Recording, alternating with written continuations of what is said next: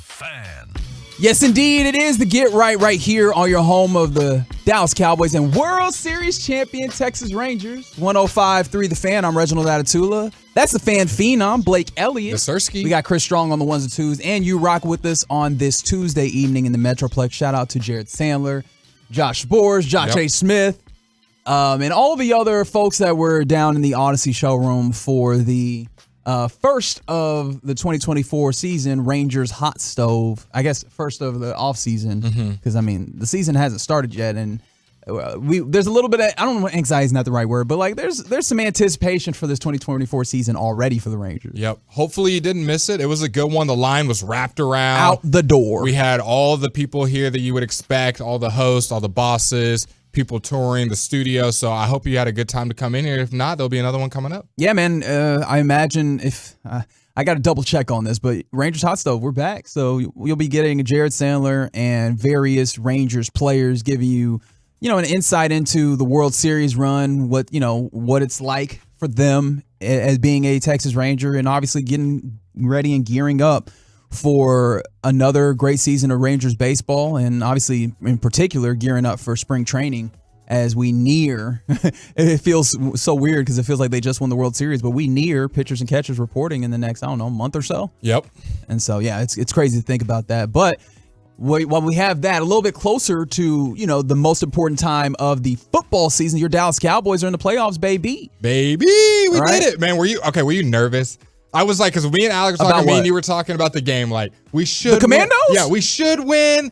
Everything is pointing to us winning, but we've kind of been here where expectations are high. I was a tiny bit nervous, especially when the game was close early. I was like, don't do it. When we got the block kick, I was like, don't be one of these games. Against Sam Howell and the Commandos? You never know. I mean, he got what was his first career game. He beat us, right? That is true. So I was like, you never know. However, the Commandos. No, okay, I understand where you're coming from, but no, I did not have any trepidation in that game. I come to believe in this Cowboys team to a certain extent, and at the very least, like, this isn't even like a high bar against a team of the caliber of the Commanders that is not playing well, that does not have a particular threat in the ways that they play. Like, I didn't look at this team, and I think all through last week, you might have been here during one of these instances when we had opportunities to talk to our friends that join us on the program. Ask them, is there anything that scares you about the Commanders? And I didn't get a single answer that made me go, okay, maybe I should be concerned about that. And so, no, I didn't go into that game with any trepidation. But that marked game 17 of your 17-game schedule for the Cowboys. We have that regular season in 12-5 for the third straight year under Mike McCarthy. And one thing I want to do, because it's easy when you have this 12-5 season, it's like, okay, Cowboys, same coach, same starting quarterback, same record for these 3 seasons, and they're the same team. Like, there's a lot of the same old Cowboys narrative that's happened. And I really wanted to kind of take stock of who are these 2023 NFL season Cowboys, maybe compared to the last couple of seasons. But, like, I want to identify and really lock in on who these Cowboys are at their core. 877-881-1053. That's the truckwreck.com text line. You can text in and communicate with the show. We appreciate that. And from the 817, this is interesting. Stop there, the commodes. Okay. And that makes sense. Commodes, feces, FedEx Field. Yeah, I guess that's fair. There is a through line. I'm gonna mix that one in, the commodes. That's interesting. But with that being the case, what do you view as, like, who are these Cowboys at their core? Yeah, so at their core, I feel like, unfortunately... Oh, you're starting with unfortunately. We're just not as balanced as I thought we were going to be going into the season. I thought we were going to be this really balanced. I had high Tony Pollard stock going into the season. I kind of thought he was going to be one of those guys that was just, you can give it to him first, second down, get to 3rd and 1, 3rd and 2, but it just hasn't really been that this season. But what we have been that I didn't expect to be as well is the high-powered passing attack. I mean, and then when you look at the numbers, we're actually only 14th in the league for the number of pass attempts that we have. So kind of league average, 27.5. And I would have expected it to be a little bit more just by how frequent we throw the ball. So I would say this is a high-powered passing offense. CeeDee Lamb, by the numbers, was pretty much the best receiver outside of Tyreek Hill. And then even Tyreek Hill was there with some of his numbers.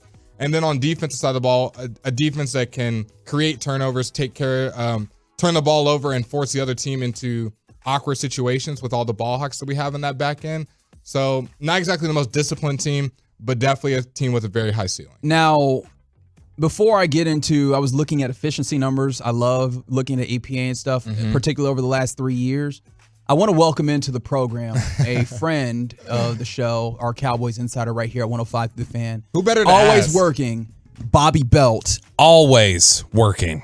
Whether it's here or somewhere Unless else. it's 5:30 in the morning, then I will not be here. That's right. The one time he refuses to work, 5:30 a.m. The one and only. That's it. Bobby, let me ask you this question, and then I will not make you work any more than you have to. I got to wait for that Love of the Star recording to process. Fair enough.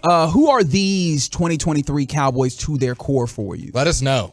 They are one of the 5 most talented teams in the NFL, and they're probably one of the 10 least disciplined teams in the NFL. Like, the problem that they still have to answer, the thing that we got to figure out from them is, where are they in terms of attention to detail and just the little... The things that matter when the margins are the thinnest is where they've struggled consistently over the last several years. Like, if there's a lot of credit you can give to Mike McCarthy for the way that he staggers practice schedules and keeps guys healthy, the way that he gets buy-in, the way that he helps insulate players from outside criticism. There's a lot of really great things about the way logistically Mike McCarthy runs things. The negative aspect that still needs to be answered, that has existed for 4 years here, is he has undisciplined football teams. And it usually bites them in the highest leverage moments. And typically teams that are playing in January are not undisciplined football teams. You're lucky that you're as talented as you are and you're as skilled as you are across the board, and they've got so much talent that they've been able to overcome it. My biggest question is, if they're not blowing somebody out, are they capable of beating them? Is that why we fall second, you would think, in the kind of power rankings of the NFC when it comes to, because the Niners are probably just as talented, if not more, but more disciplined, and the teams below us maybe are more disciplined but have less talent. Yeah, I mean, you're talking about the last 3 years. Yeah. You've played them 3 times, and there's a shot you're going to play them a 4th. And in 3 times, you've been handled. And I know a lot of people will push back and say, well, you lost by 6 one game, you lost by 7 the other. You were manhandled in those games, like just flat out. The playoff game last year, you were a little bit more competitive, but as soon as Pollard went down, you had no method of attack. The first playoff game in 21, you were rocked in that game. You had no business being in there for Dak to even have the little scramble that when time runs out. So the problem is that you're relatively equal with them in terms of a talent standpoint, you and San Francisco. Okay. I think San Francisco's a little more talented. DeMarcus Lawrence in the building, by the way, for Mavs Grizzlies tonight. I thought you meant next to us. I turned my head real quick. No. Those aren't quite buffs, are they? Am I bugging? You hear them before you see them. You're close. The talent level is probably a little bit more for San Francisco, but the problem is that, like, you're getting handled because you're getting out schemed, and it's discipline things and it's little things. That's where it really shows up, is you have no business getting rocked by this team as consistently as you do when you're ending up in the same place as them as consistently as you do. Me and you kind of talked about this when we did our last show on New Year's Day. Oh yeah, when you were taking shots between break. And you were drinking all that. vodka. all of that. My Yeah, gosh. you could just tell I was just inebriated. Tons of Tito's. That's your middle name, right, Tito? Tito. Is this something that can change though? Like, is this something we just kind of have to deal with as people who support the Cowboys? Because it's not something that's done overnight. I don't think that this is what Bobby's talking about. Is not something that you change. That's the whole idea of having a 17-game season. It's an off-season program, like that. Like you're talking about, like that. That's stuff that should have been ironed out already. Now the reality is that they've played so many blowout games, and they've been so ahead of so many teams that could it be some bad luck? Could it be okay? Arizona. You underestimated them, and you had this issue. Philly, it was a bunch of little things, but it is a road environment. Like, is it possible you can look at it and say, it's just a run of bad luck? Because it's not like we have a huge sample of 10 games where they've had attention to detail issues in close moments. But the problem is that we've got 3 years of 3 years of a team that was 12-5, 3 years in a row, and in a number of those losses, they've been either out-physicaled or they mess up little details or stupid penalties. That's the biggest question about them, is that you've got to wonder. The talent is unquestionable. Yep. Yes. They are easily, to me, the second most talented team in the NFC, and they may be right there with San Francisco from a talent perspective. The question is, are you smart enough? Are you disciplined enough as a football team to overcome a tough, smart football team that maybe has a little bit less talent than you? Yeah, as we go to the truckbreak.com text line from the 858, Cowboys are a finesse offense. They can create turnovers if they're soft on defense. I don't know that I agree with that to a T, but I think what that does speak to for me is like this is an offense that, provided the right circumstances, can be incredible, right? Like this is a high leverage offense to the point, and it's a very high efficiency offense. So I went back and I looked at the efficiency numbers over the last 3 seasons. Environmental Protection Agency. The estimated points added. Oh, that EPA. Oh, that per one. play. That's right. And the Cowboys are second this year with a total EPA per play of 0.121. Now, that's I bet if you pick that up from week 6 on, I bet they're 1. Exactly, right? And I think that's what I want to get to. Like, this is the most high power offense that we've seen in their time here. They were 10th last year in EPA per play, compared to the league, 7th in 2021. Like, this is the most effective offense that you've had in Mike McCarthy's tenure being here. Or at least when we talk about these instances where they've been 12-5 and really contending in the playoffs. But I love what you got to, Bobby, when you're talking about the head coach and his decision making and those types of things, and then also the discipline of this team and making sure that you don't have penalties, because all of those things are the things that are margins of error. And one thing about the playoffs is that the questions that people have about this team when it comes to can they play against good teams? Well, you figure that out in the playoffs because there are no more bad teams, right? Like, the idea is that this has now been brought just to good teams. The Eagles are still in there. And so, That's a bad football team. But the idea is, like, the margin for error is significantly smaller. And all of these teams are now focused in uniquely even more than they are in the regular season, because they've had the whole regular season to hone in on what they do well, what they don't do well. And now this is all about one game sample size. The margins of error is what's going to matter. And you significantly, it feels like this team has a smaller margin of error than they really should when you talk about the talent and the capabilities that they've displayed because of coaching decisions that we look up from time to time, inopportune timed penalties and things of that nature. And so that's the thing that I worry about is, like, is that a part of their core being? And it does, in a way, feel like that is. Yeah, and I mean, that's something where usually they are talented enough to where it doesn't matter. It doesn't factor into the equation. They may be talented enough to beat Green Bay by 21 points, and they may still have the same discipline issues, and it does not matter because you're better. One of the great examples of this, I remember Darren Woodson had told me one time when I was interviewing him, he was talking about that Super Bowl 30 where they beat Pittsburgh. And he's like, we had no business winning that game. He's like, we weren't prepared. We were lazy throughout the game. They pulled out all these trick plays that converted. They stopped the run game. They stopped Emmett. Nobody was doing that. Emmett couldn't get anything going on the ground. The offensive line couldn't get anything going. There were all these things that were, and it didn't matter. Dallas still beat them by double digits. And it's because they were just that much more talented. It didn't matter the little things in that instance. You have to hope either that the sample size we have on the attention to detail issues is not large enough to matter for this team, or you have to hope that their talent wins out and puts them in a position to where that little thing doesn't burn them. But I will say, going back to what the 858 said, I don't think they're soft on defense. I think that was an issue in the past. I think what you're still seeing there is they are gettable. I think it's IQ stuff, though. I think they step in wrong gaps. I think they misread things. I think it's still just over aggressiveness and poor reads, and it's got to do more with a lot of the attention to detail stuff. It's Damone Clark stepping into the wrong gap and just having a wide open hole. It's a lot of that stuff still. At the end of the day, I think still comes down to attention to detail. Well, look, they're going to have some of that challenge in a way against the Green Bay Packers here on Sunday. I really do want to get into, I believe tomorrow we'll dive more into the idea of if one of these matchups, unit to unit, is being underrated when we talk about Cowboys, Green Bay Packers. But a lot more Cowboys to talk as we go through the program tonight. Do we get to keep Bobby? I don't think so. I gotta go edit the audio now. Maybe Jared Sandler will talk Packers for you. We might get him in here. Bobby, we appreciate you, and we will be listening to the Love of the Star podcast that you recorded just now. It'll be out in the morning if Peyton does his job. I love you all. Appreciate you, my man. It's the Get Right here on 105 through the Fan. We're taking you to 11. We'll jump back at 9 o'clock, get into some things that Jerry Jones said. It felt like it was illuminating with Bobby, Sean, and RJ this morning, even if the things that he explicitly said were not illuminating, the ways that he said them felt like they told us a little bit of something. But coming up next, what kind of players should the Mavericks target in the trade market? We'll discuss that next on The Fan. Keep the volume turned up all day and night. And thanks for being a Tolo. We're DFW Sports Station 105.3 The Fan.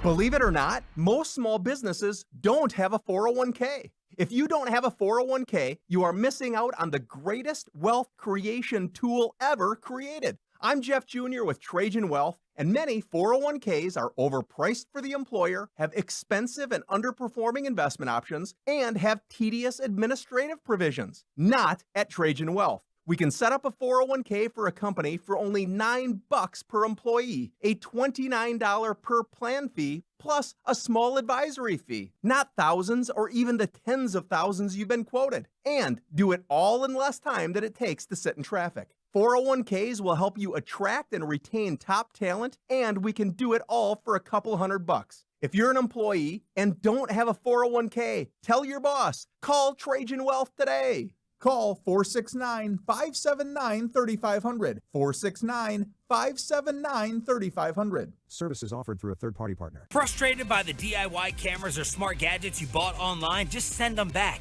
DFW Security has affordable, superior technology with professional installation and local support for your home or business. DFWsecurity.com.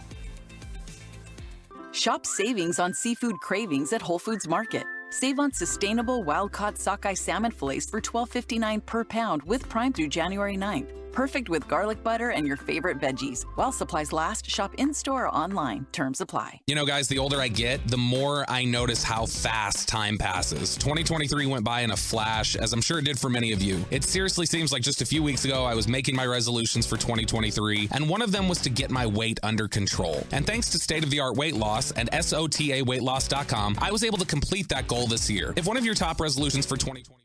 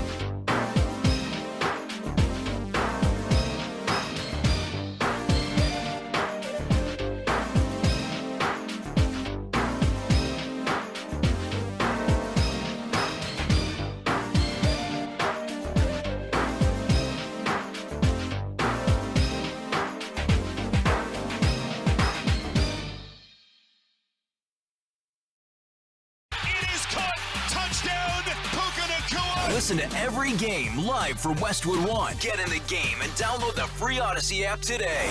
AUDACY. This segment on 105 Through the Fan is sponsored by Frankel & Frankel. Life is unpredictable and accidents happen. Frankel & Frankel are the go-to attorneys for car and truck wrecks in DFW. If you or a loved one has been in an accident, contact Frankel & Frankel for a free consultation at truckwreck.com or call 214-817-333-3333. The Get Right here on 105.3 The Fan. Reginald Atatula here with you alongside the fan phenom, Blake Elliott. Sirski. Shout out to Chris Strong on the ones, twos, and you hanging out with us on this Tuesday evening. I forgot, we're active in the Metroplex. We are. Obviously, we were active last night because the Stars got a big 4-0 victory. I was just talking with the Hockey Hawk, Gavin Spittle, about Matt Murray's performance between the pipes for your Dallas Stars. Tonight at the AAC, it is the Dallas Mavericks who are active against the lowly, at least we thought, Memphis Grizzlies without their star, John Morant, who has a season-ending injury. They're putting up quite an effort and a fight in this one. 44-31 is the favor in favor of the Grizzlies. We'll keep you up to date there, and we might have to call an audible. We thought this would be light work for your Mavericks. We might have to talk about what's happening here in this one at some point. We got Markeith getting in here. Oh, AJ we got Lawson. Markeith at 5 minutes? Yep. That's usually a good thing, right? No? Okay. So we'll discuss that as we go along. But within that, I guess maybe this highlights in a way the ways in which this Mavericks team is not a fully formed situation, right? We, myself and Chris, who were on last night, had a pretty extensive conversation about the ways in which the Mavericks might be turning a defensive corner, right? Over the last 20 games, top 10 or 10th exactly in defensive rating, and you saw it maybe come to a head against the Minnesota Timberwolves, the number one team in the West this weekend on Sunday in particular. The active hands, just a good defensive effort against these Timberwolves, and my conclusion ultimately was I'm interested in seeing if they can keep that level of defensive intensity, because the effort is one of the things that is showing up. Obviously, the players that you have are the players that you have, and it is a better roster. Congratulations to Nico Harrison with what they've been able to do compared to a couple of years ago when they went to the Western Conference Finals even. But it's been the effort and the buy-in. My goodness, I'm not talking about that. I'm not talking about that because David Roddy is somebody that around these parts people don't like. Remember the last time David Roddy went off against these Mavericks? Yes. But no, the effort is something that has showed up. The ways in which they're getting in passing lanes, the active hands, all those things. And tonight, not quite that. But outside of that, right, this does maybe point to the idea that this team is not fully formed and trades are necessary. We knew that was the case, but maybe this is just a reminder. So the question that I have for you, Blake, and for our listeners, what kind of players should the Mavs target in the trade market? Because everybody wants players for this team. Yeah. What do we think is going to be I can't talk. What do we think is going to be beneficial? Because were you here with me the night that we went through some of the, we evaluated in a way. I think so. Some of the things that are the players that we know are going to be on a championship roster, right? What players should be on the championship roster? And it was a short list. And I think that then gives us a framework of, okay, what else do you want to put around those guys that you know are going to be the skeleton of this team and then really be building? And this trade market situation in time is your first step towards that. Who should they be targeting? Yeah, so... Or at least what kind of players? Yeah, so the kind of players I think they should be targeting, it's what they try to do in the offseason. It's that four. It's that, if you want to use our favorite word, a combo forward or whatever. Yeah, combo big. Combo big. Combo big. A guy that can play the four, that can stretch the floor, not somebody that sits under the rim. So not Dwight Powell. I love Dwight, but not someone like that. And we thought Grant Williams was going to be that floor spacer, that defensive general, that guy that could, pass when he needs to every once in a while. And in spades, every once in a while, he shows spurts of it. But he just hasn't been a guy you've been able to be reliable on, which is why every time you go on Google, Twitter, listen to reporters, the Mavs are in trade talks. Yeah. Now, some more rumor than others, some more just kind of stirring the pot. But in general, I don't think the Mavs are happy with the roster that they have currently, fully formed. There's obviously some pieces they like, but I don't think it's crazy to say they're not too happy with how Grant's played overall and kind of where his conditioning's been throughout the season. And you have guys like, there's been a lot of injuries. So I'm thinking that forward position they're really trying to upgrade, because tell me if I'm wrong, I think Derrick Jones Jr. can be your three if you get a compatible four. And when I say compatible four, I'm thinking Kyle Kuzma. I'm thinking Pascal Siakam. Maybe OG. I know he's a little bit smaller. Well, OG's already been traded. I'm tripping. No, but I hear you. Like OG Anunoby would absolutely be a type of player that fits what you're trying to do. Because you don't need someone, and I was looking into some of the more advanced analytics with Pascal Siakam. I was like, well, it's kind of hard to have that 2 stars, another guy that needs the ball, but his usage rate is actually lower than Tim Hardaway's, which I know isn't saying much. Tim's is at 24, Siakam's is at 23 right now. So he's a guy that doesn't need the ball a lot, and I think could be that third complementary above average star. I don't want to say like full blown like superstar, but he's like, that B+ star type guy. He would be the Porzingis to us, that third guy that can score the ball. So it is I don't think it's the easiest plug and play fix because he is where he was obviously the leading scorer on the Raptors. He's their go-to guy. So being the 3, how would he adapt? Because we don't want to make him just a catch and shoot guy that shoots, a couple threes a game and plays defense. We want him to be part of the offense, one of that bigger pieces as well as play defense. Well, I also want to be challenges, and I don't want it to sound confrontational, but I kind of want to challenge that thought process that you're putting up. The idea that it's just shooting threes. I think the catch and shoot game is necessary, and if you are lethal enough or at least credible enough, you can bend the defense, especially when you consider like the framework of what you have. That is Bobby Belt saluting us on his way out of the building. Thanks to Bobby again for joining us last segment on the show. But back to what I was saying, like you mentioned, or the two pieces that are going to be foundational to what you're doing here, two of the obvious three, Kyrie and Luka. Yep. And on Sunday, the game we're talking about, they combined for 69 points. They can do it any night. They can do it any night. Right? Offensive output, just offensive output anybody. And it's not just offensive output, but it's also like offensive playmaking. Yep. They are both playmaking hubs. Luka, exponentially so, might be one of, if not the best playmaking hubs in the league right now. And so with that being the case, the rest of your players are going to be good, and what you're going to do is in order to alleviate the ways in which defenses can try and attack him or maybe make them pay for trying to focus on him, having a high level, maybe even elite guy who can knock down, catch and shoot. There's guys that have made their careers off of that, and obviously you still need to play the defensive element of that or you're not going to be all that useful, but just catch and shoot can be huge if you do that at a high level and consistently at high level. Do you want to spend as much capital as these teams are asking for a Kuzma, Siakam on a catch and shoot guy? Because that's my thing. It's like, yes, I 100% agree with you. But then once you do that, you're giving away Josh. You're giving away Hardy. You're giving away first-round picks. You're giving away maybe Tim or Maxey, Rashawn, one of those guys mixed in to make the contracts. So you're not just giving away just a second-round pick or whatever. You're giving away a good amount to get one of these, both of those teams' best players, best scorer. And now do you kind of demote him to, I need you to catch and shoot threes and play defense, which is great. I think we could find guys for cheaper to do that, is what I'm saying. Sure, I hear what you're saying, and I think you make a fair point. I think also it's one of the reasons why we did that exercise.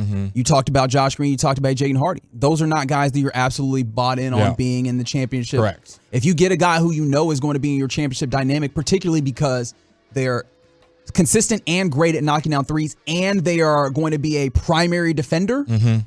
If you get yourself a primary defender, both of those guys. Okay. Or I don't know if I'd say both those guys, but both those guys I would make them available because you make yourself that much better. We just started talking about how defense matters in this thing. You have a primary defender that on any given matchup, no matter who it is, we go, provided that they're in a certain range, right? Yeah. Obviously it's going to be hard for you to be like 1 to 5, right? Yeah. But provided the other team's best player is maybe like 1 to 4 or something, and you go, we've got a guy for him every given time. That's worth a lot in this league. And I think that in that instance, and that feels kind of like what you're looking for. Someone that can be what Grant Williams was expected to be at a high level. And Grant Williams still has an opportunity to transcend into that. But as of right now, he's got to show it. And it's got to be a high level showing it. And my process of thinking is when I think of the Oklahoma City Thunder, Dort. Definitely not the highest profile guy on the team. Doesn't score the most points. But like you just said, that's the guy we need you to guard. Go guard him. Locks him down most times of the night. And can hit open threes as well. So I don't know if I want to spend that much capital on that. Don't get me wrong. I love Pascal Siakam on this team. I really don't care what you have to give up for him. Other than Kyrie, Luka, and Lively, I think everyone's expendable to get Pascal. That's just my own personal opinion. There's no one on the list I'd be like, oh man, we got to give up Josh Green for Pascal. The only thing is his contract.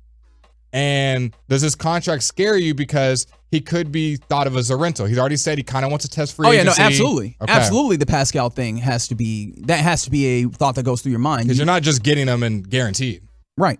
And I guess I was not viewing this entirely from just the perspective of Pascal Siakam. No, of course. But no, absolutely, that's going to be a thing, and you have to have as the Mavericks or any team that trades for him feel confident that you can recruit from within once you get him in. Yeah. And we did it with Kai? Or that you did it with Kai, and you saw the Toronto Raptors try and do that with Kawhi Leonard. Yep.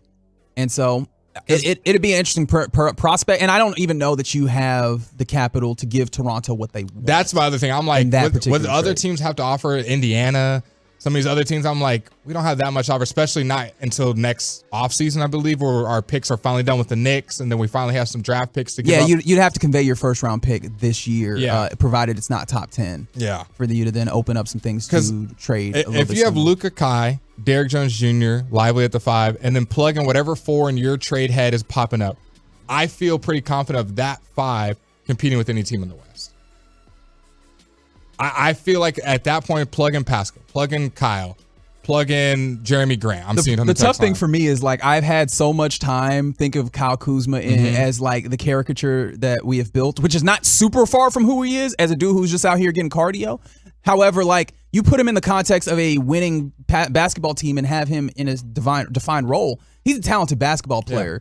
Yeah. I just have to get my mind back to that space. Yeah, it's definitely tough with the pink sweaters.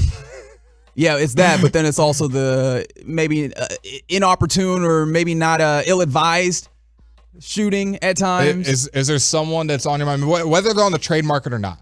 Is there someone in your mind that you think is just the best glue to what the Mavs are missing? Because I don't know if it's particularly just one thing, 3-and-D, because then it's also kind of backcourt depth as well. And then secondary playmaking with all these injuries, with Exum being out. Now when Luka and Kyrie out of the line, we were just talking about it. Who else is going to set up the offense? Tim, Hardy, Josh. Yeah, they do seem to be getting by, doing the things where they have someone like Tim or, Hardy being able to at least initiate the offense and then get it to Luka and let him do what he does, right? In those types of instances. But yeah, no, I think that's a great point when you talk about depth because of the injury risks that Kyrie has, right? We can't ignore those things.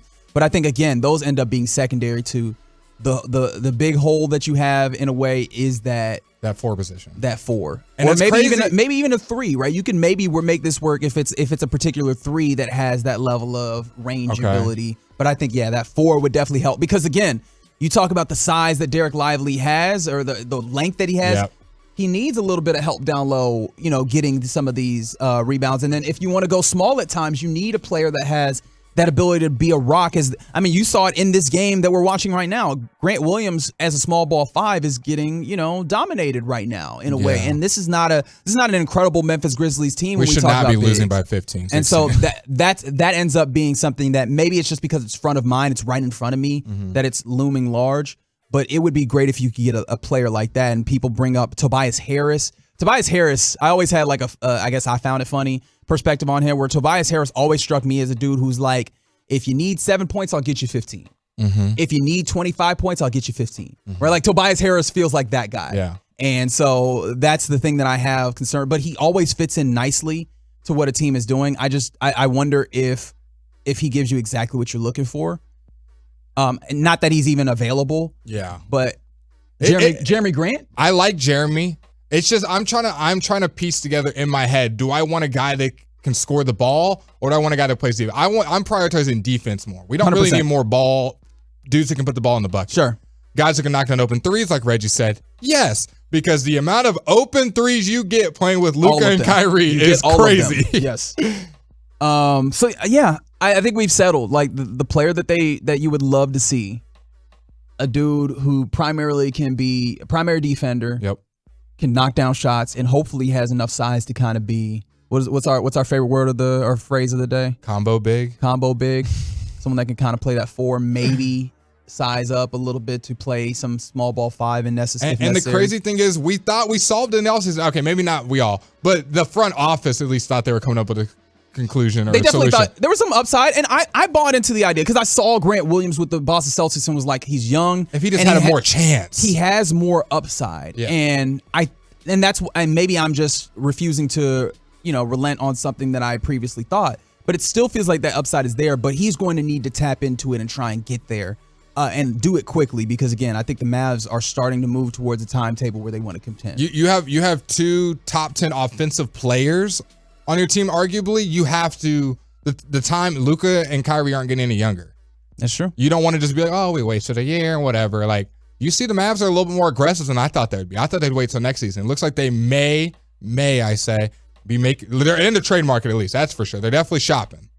Yeah. And so we're going to be really interested, and obviously keep talking about it. Nico Harrison is going to continue to see if he can make a better, more perfect Mavs roster as we go along. Right now, this Mavs roster having a little bit of a fight against a scrappy, in a way, Memphis Grizzlies team. 60-48 is the score at the AC in favor of the visiting Memphis Grizzlies. Luka Doncic going to see if he can bring his boys back back to life in this one. It's the Get Right here on 105.3 The Fan.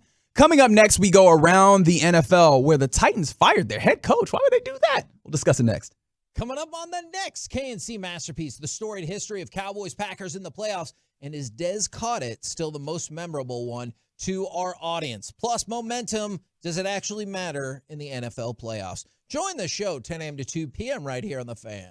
If you have unfiled taxes or are in debt to the IRS, this is important news. The IRS just rolled out a new program to help struggling taxpayers more easily resolve their tax problems. It's called the Taxpayer Relief Initiative, and it opens up powerful new options for people looking to get back on the right track with the IRS. And no one knows this program like the professionals at Optima Tax Relief, America's most trusted tax resolution company. They've resolved over $1 billion in tax debt for their clients and have the expertise and experience to help you. One easy call to Optima can start the process, helping to put an end to your worries of wage garnishment, asset seizure, and other aggressive IRS actions. Make today the beginning of your fresh start with the IRS. Call the experts at Optima Tax Relief now for your free confidential consultation. Call 800-809-5833. 800-809-5833. 800-809-5833. Optima Tax Relief.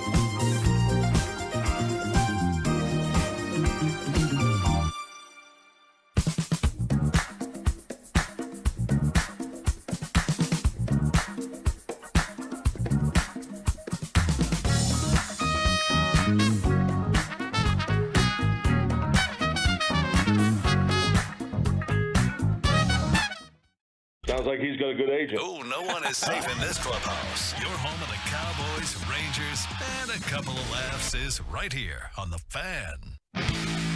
This segment on 105.3 The Fan is sponsored by Classic Chevrolet. Why do so many Texans love Classic Chevrolet and Grapevine? They've got the goods. More new Silverados and with incredible savings. Why go anywhere else? Go see them today or visit ClassicChevrolet.com. This is Texas. This is Classic Chevrolet. Find new roads. So get right here on 105.3 The Fan. Reginald Atatula, The Fan Phenom, Blake Elliott. Sirski. That's Chris Strong on the ones and twos, and you rocking with us here on 105.3 The Fan. Your home of the Cowboys and World Series champion Texas Rangers. Real quick, your Mavericks still down 68-53 at the half. A 15-point deficit is not exactly what you expected for your Mavs. Nope. As they're playing the 13-23 Grizzlies, who are 10-10 away, and also do not have Ja Morant. We were just asked a question, or I think Blake, you brought this up. How are they losing this game? And one of the things I thought about was, let me go look at this one stat right quick. Tell me if you think this might help you explain some of these things. 38 points in the paint for the Memphis Grizzlies, 22 points in the paint for the Dallas Mavericks. That'll do it. No Derek Lively. Yeah. So I imagine that's part of what's happening You know here. what? I can't even say that's an excuse. Because they didn't have Derek Lively the other day playing against the Timberwolves. Yeah, we're gonna have to talk about this one, man. That's the worst part. Like I don't think I could have imagined being this upset to have more content, right? Like, hey, let's talk about this Mavs game, because I came into this thing thinking, man, we're not gonna have much to talk about in this Mavs game. We do, and not for good reason. Not for good. But thankfully, we're not doing that right now. What we're gonna do right now is we're gonna go around the entire NFL and dip into some gridiron gravy, or not gridiron gravy. Go around the NFL. I'm not on KC. Yeah. See, look at me. I'm just stealing segments from other shows. Regardless, we will talk about the NFL, and one of the most perplexing moves we will start with is what happened in Nashville, Tennessee today, as it was made known that the Tennessee Titans fired head coach Mike Vrabel today after back-to-back losing seasons for the Tennessee Titans. Now,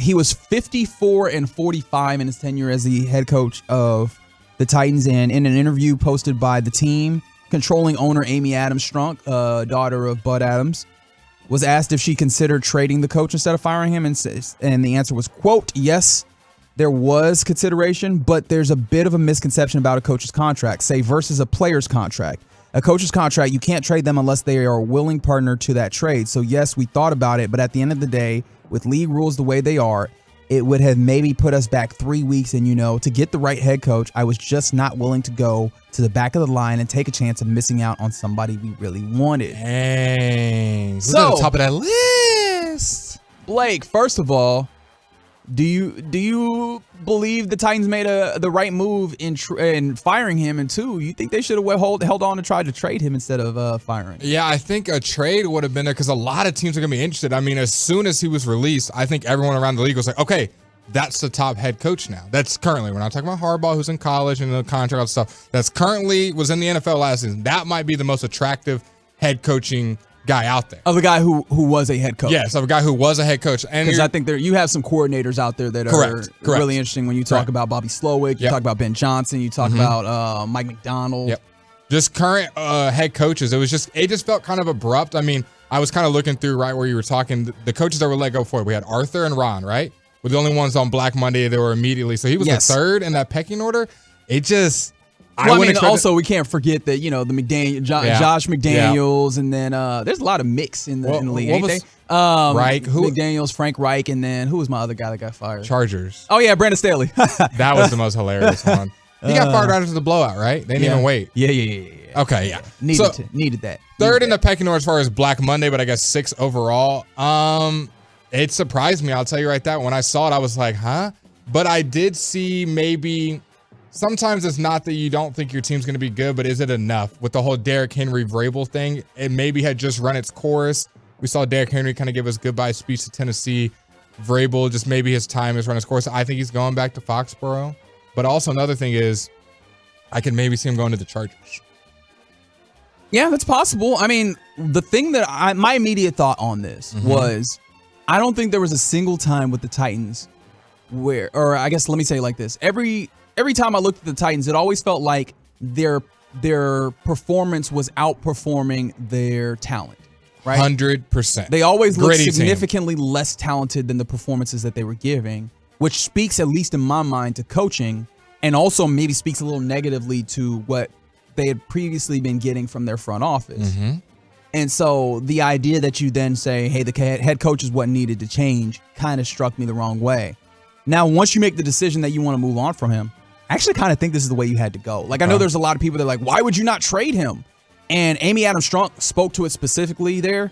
But there's a lot of good coaches out there on the market, and I want to hold your hand. There's gonna be teams out there that are looking for a good coach, and now you do not want to be late to the market and getting the guy that you need, right? I understand people are like, you could get a 4th round pick, 3rd round. Hell, if someone wants bad enough, maybe you get a 2nd round pick. Okay, but is that 2nd round pick worth it if you are not able to get the coach that you want to try and establish the future of your team for the next 2-3 seasons at the very least, right? If you get the wrong coach, how much is that 2nd round pick going to do for you? So what direction do you see them going in as far as head coach? Because they've obviously had Vrabel, defensive coach the last couple of years. As we both have noted, gritty team. Grit. Kind of the DeAndre Lunch Hopkins team. Didn't really even make sense. First one's in, last one's out. In my head, when I signed Hopkins, I was like, that's great for them, but it doesn't really fit their mantra of how they carry their team.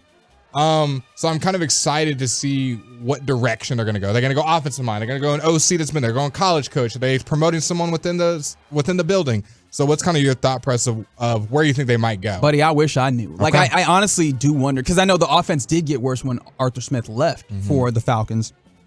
And yes, 9-2-8. They do mention the Titans had a lot of that smash mouth football. Will Levis, probably the future there. It seems like they feel comfortable with him at quarterback.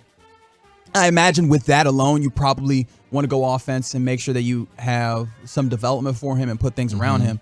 But again, this feels like somewhat of a reset of an organization. Yep. And I have no idea. They could go a lot of different places.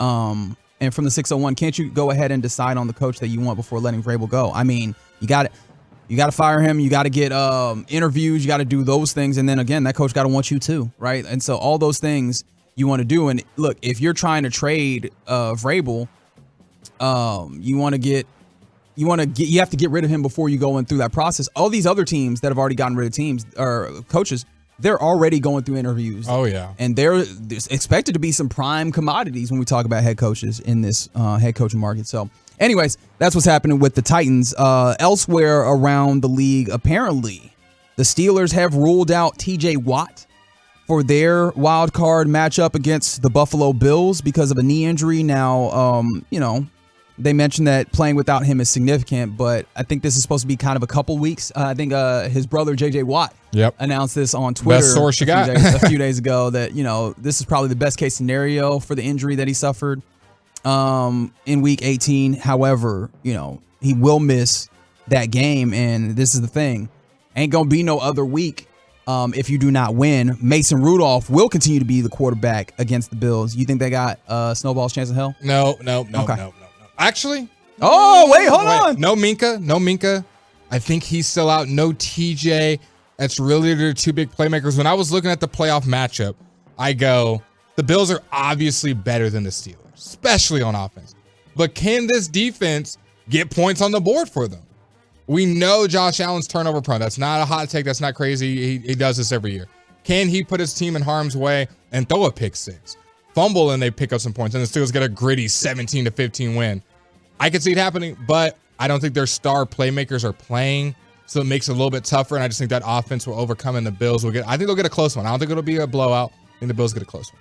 I think that's fair. We'll talk about that one more as we get closer to wildcard weekend, but we do know Steelers not going to be with their best defensive player. That's going to be real tough for that team. How about this? Did you catch on to what might have been the funniest story of Week 18? Which was Saints-Falcons, end of the game. Falcons are supposed to get into victory formation. Let's talk about it. Let's get Jamal Williams this touchdown. With all that being the case, right, Jameis Winston, after the game, made it clear Dennis Allen called victory formation, but as a team, I guess the team on the field, they decided. How he said it, too, was great. I mean, as a team, man, everything he says is hilarious. He's the most unintentionally hilarious man of football. Apparently, what you've seen, though, a lot of players on the Saints have backed Jameis Winston. Yeah. Jimmy Graham got on Twitter and said that we should get off of Jameis's back.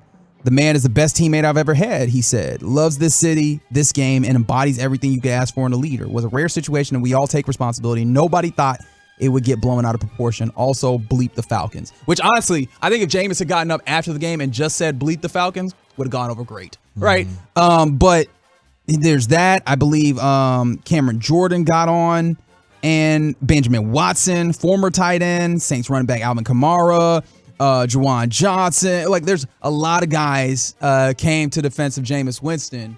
How do you react to that? Because, again, like, the head coach immediately came out after the game, Dennis Allen, and apologized. But all the players like, nah, we wanted that. Well, yeah, he apologized after he got cursed out by Arthur Smith at the little post-game coaches handshake and whatnot.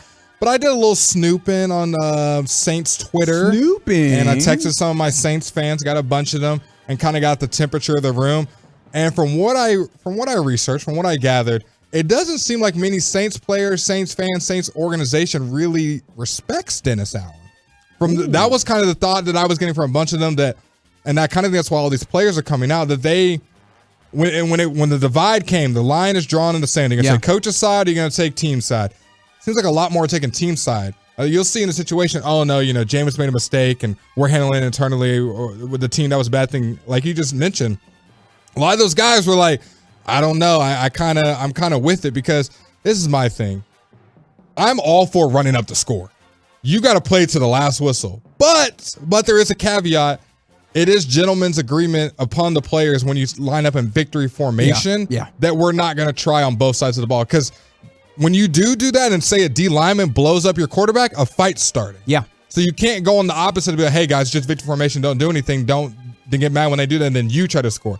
If they'd have lined up in a regular formation, ran the ball and scored, I don't care if there's 1 second or 10 seconds left, I don't think anyone would have had a problem with it. Agree. The victory formation of trying to do this trickery if we've conceded the game and then scoring, I think is where the problem is. Because Jameis is like, this guy hasn't scored all year. He's a good teammate. We want him to score. And I'm all for that. Run a regular play then. Don't try to trick the game and kind of get below the shield and do this victory formation kind of joke, and then we're going to score. That's my only quarrel with it. Running up the score, I could care less. Score as many points as you want. Yeah, from the 601 on the truckwreck.com text line, I hope it's a sign to the owners that Dennis Allen should leave.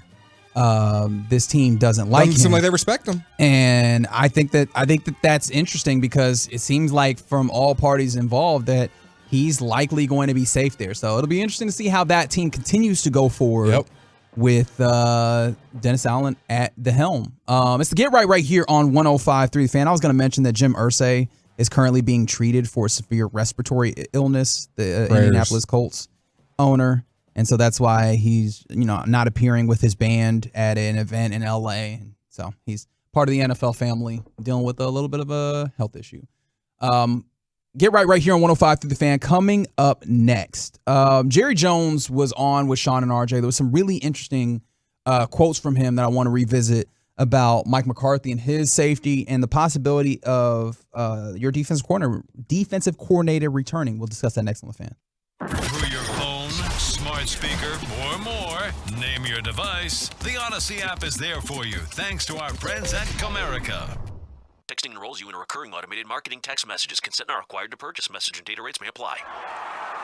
The team's looking good this season. I think so. Man, I miss playing football. Being young with unlimited energy to burn. Ever since I turned 40, I just can't find that fire I used to have. Think it could be lower testosterone? What do you mean? All guys lose their edge when they turn 40. The body has less testosterone. That's why I take Nugenix Total T. I've heard about Nugenix. That really works? Since I started taking Nugenix, I'm lifting like when we played for Coach Carter. I feel more energized at work. It's even spiced up things between me and the missus. Are they still giving out complimentary bottles for people to try? Yep, send a text. It's that easy. Text GRIT to 42424 right now for your complimentary bottle of Nugenix Total T. It's the #1 selling testosterone boosting brand at GNC and Walmart. Do it now and they'll also send you a bottle of Nugenix Thermo X, their newest, most powerful fat burner ever, absolutely free. Text GRIT to 42424. That's GRIT to 42424. These statements have not been evaluated by the FDA. This product is not intended to diagnose, treat, cure, or prevent any disease.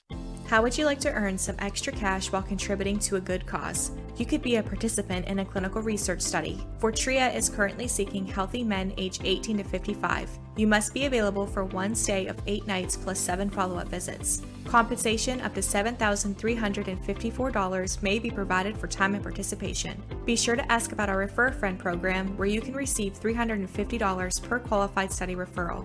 Fortrea Clinical Trials, a leading global drug development organization with more than 30 years' experience, is currently conducting many types of clinical research trials in Dallas, Texas. See if you qualify. Call Fortrea today at 469-914-8330 or find out more at fortreaclinicaltrials.com. That's FORTREA clinicaltrials.com. Help be a part of building a better future for all of us.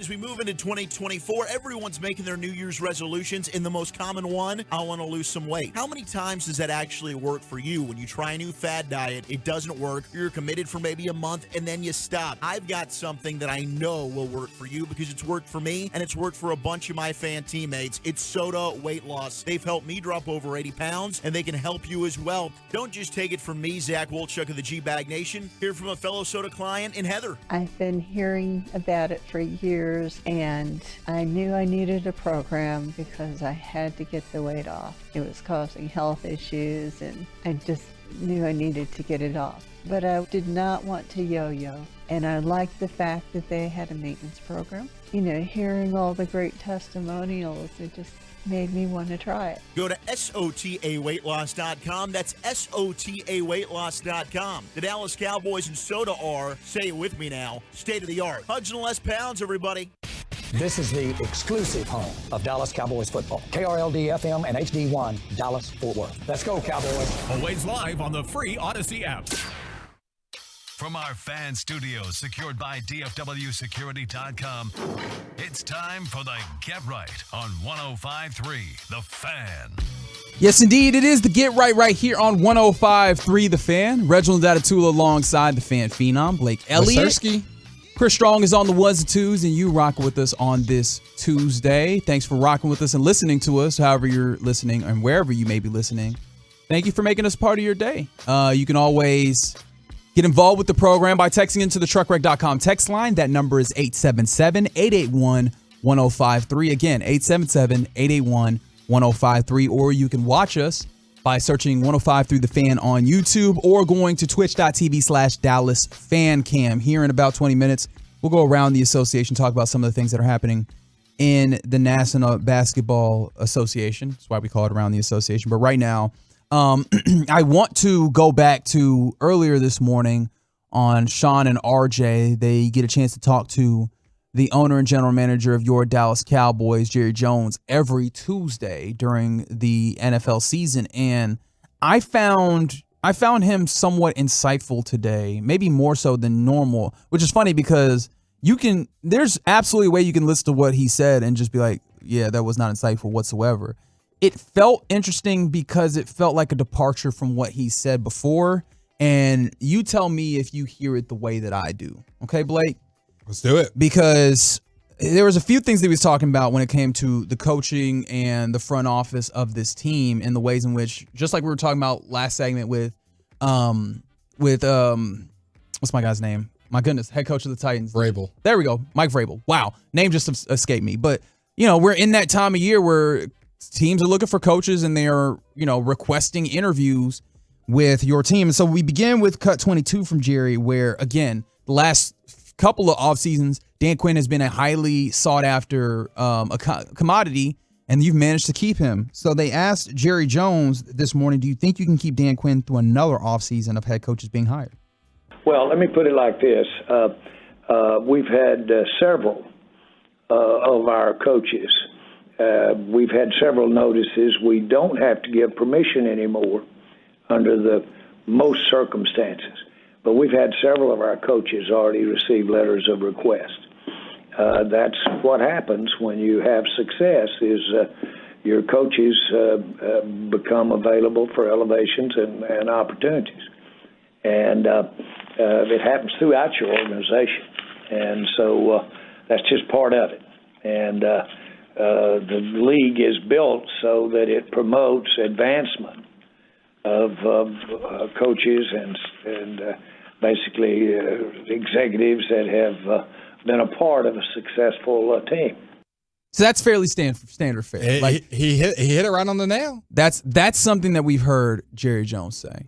Now, if you hear it kind of the same in this next one from cut 23, where Will McClay has had some rumors around him possibly joining other places. This is cut 23 on what does the future hold for Will McClay.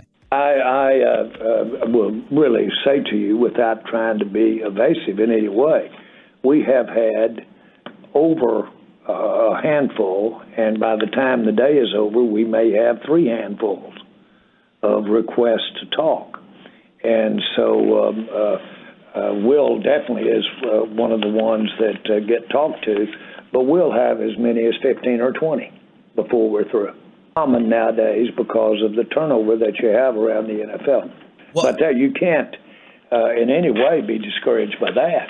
And as a matter of fact, you might even want to encourage that because that creates a real opportunity for somebody to come in and advance their careers by joining you when you have a vacancy. And we'll probably have several vacancies this year.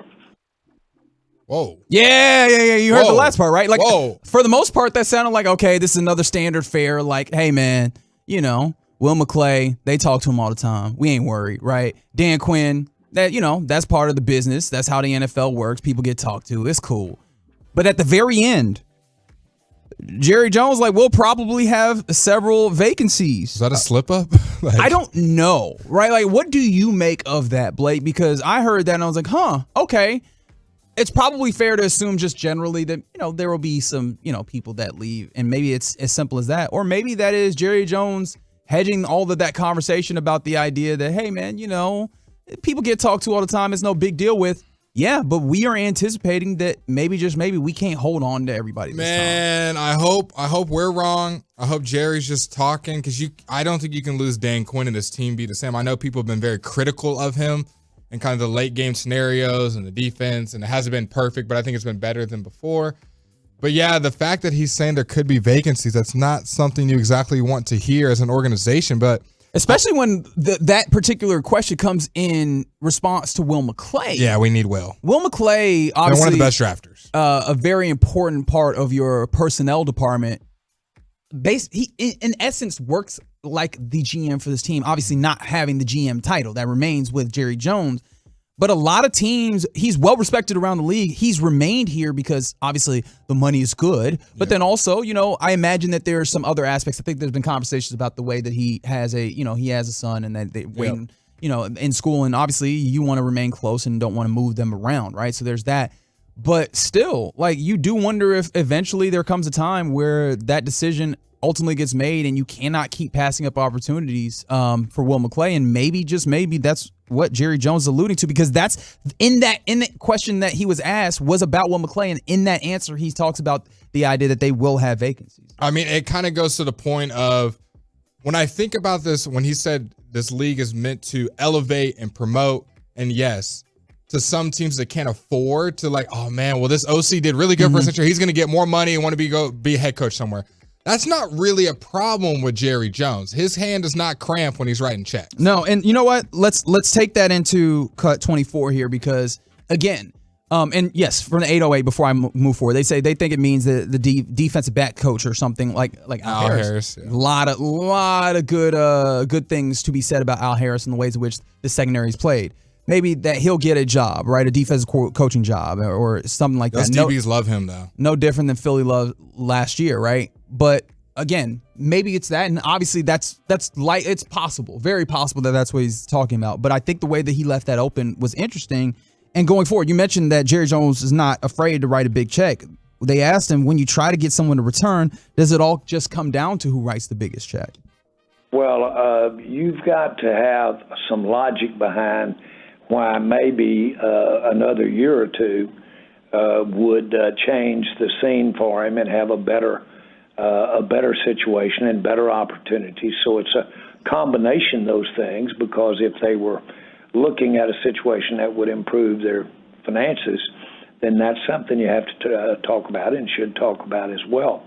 But certainly that's a part of it is if you do want to keep somebody, then you have the ability to counter and counter it. But here's the thing that I want to make sure is I had a guy one time tell me, I went to see him about Exxon giving a political contribution for Bill Clinton of all people. And the guy, I said, I know he's returning for governor and you'll want to contribute to him, Exxon. And he said, Jerry said,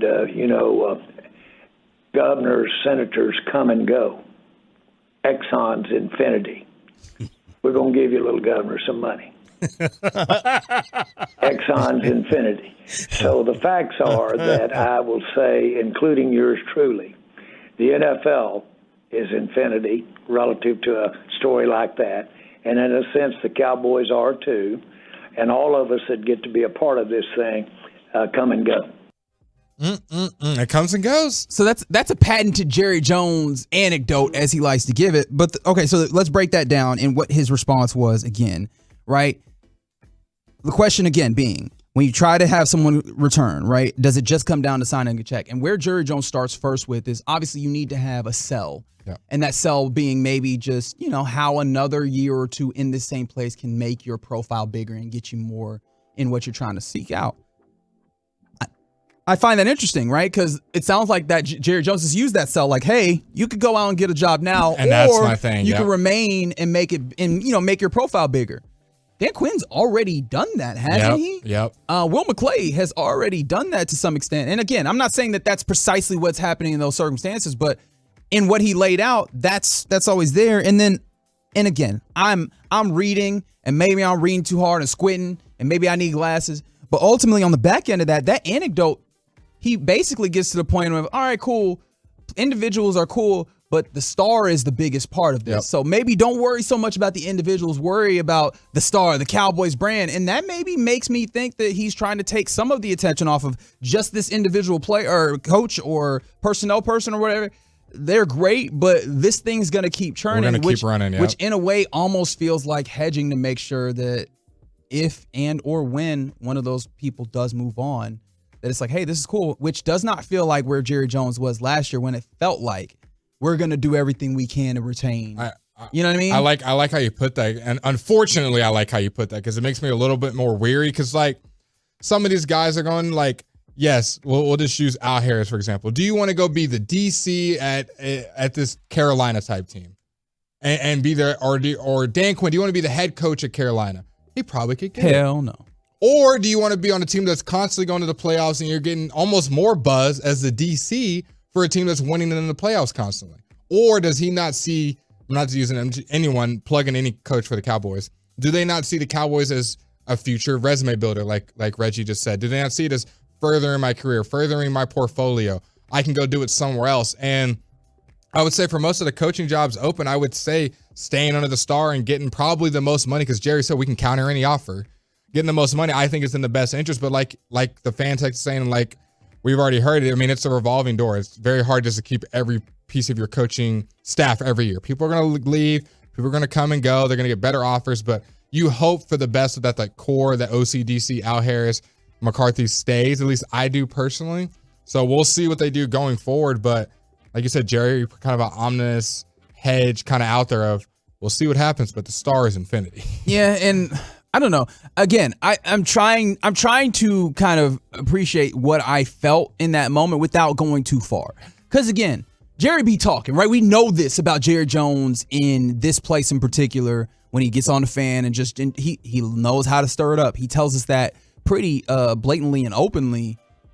But I don't know that this is something that you necessarily want to stir up in a way, right? And so again, I think even without what he said in this interview, Jerry Jones, or we all outside of Jerry Jones, would probably look at Dan Quinn and be like, hey man, he's passed up a few coaching jobs. He could probably get whichever one he wants. You can't. It's reasonable to expect that doesn't keep happening, right? Mm-hmm. I think the scary thing, and you tell me if you agree or disagree, is the idea of losing Will McClay. Yeah, Will's been a big piece, because I know some people want to talk about the miss. He's also the guy that drafted Micah, or I don't want to say drafted, advised to. Also got that drafted CD, Dak. All the guys that we claim to fame here without Will McClay may not be here. I'm not going to say for a fact, because obviously it's a big process that goes into it. But player personnel is kind of when it comes down to when you look at this roster. And what Bobby was talking about, how good the talent is, even though not disciplined, the person who's bringing that talent in is Will McClay.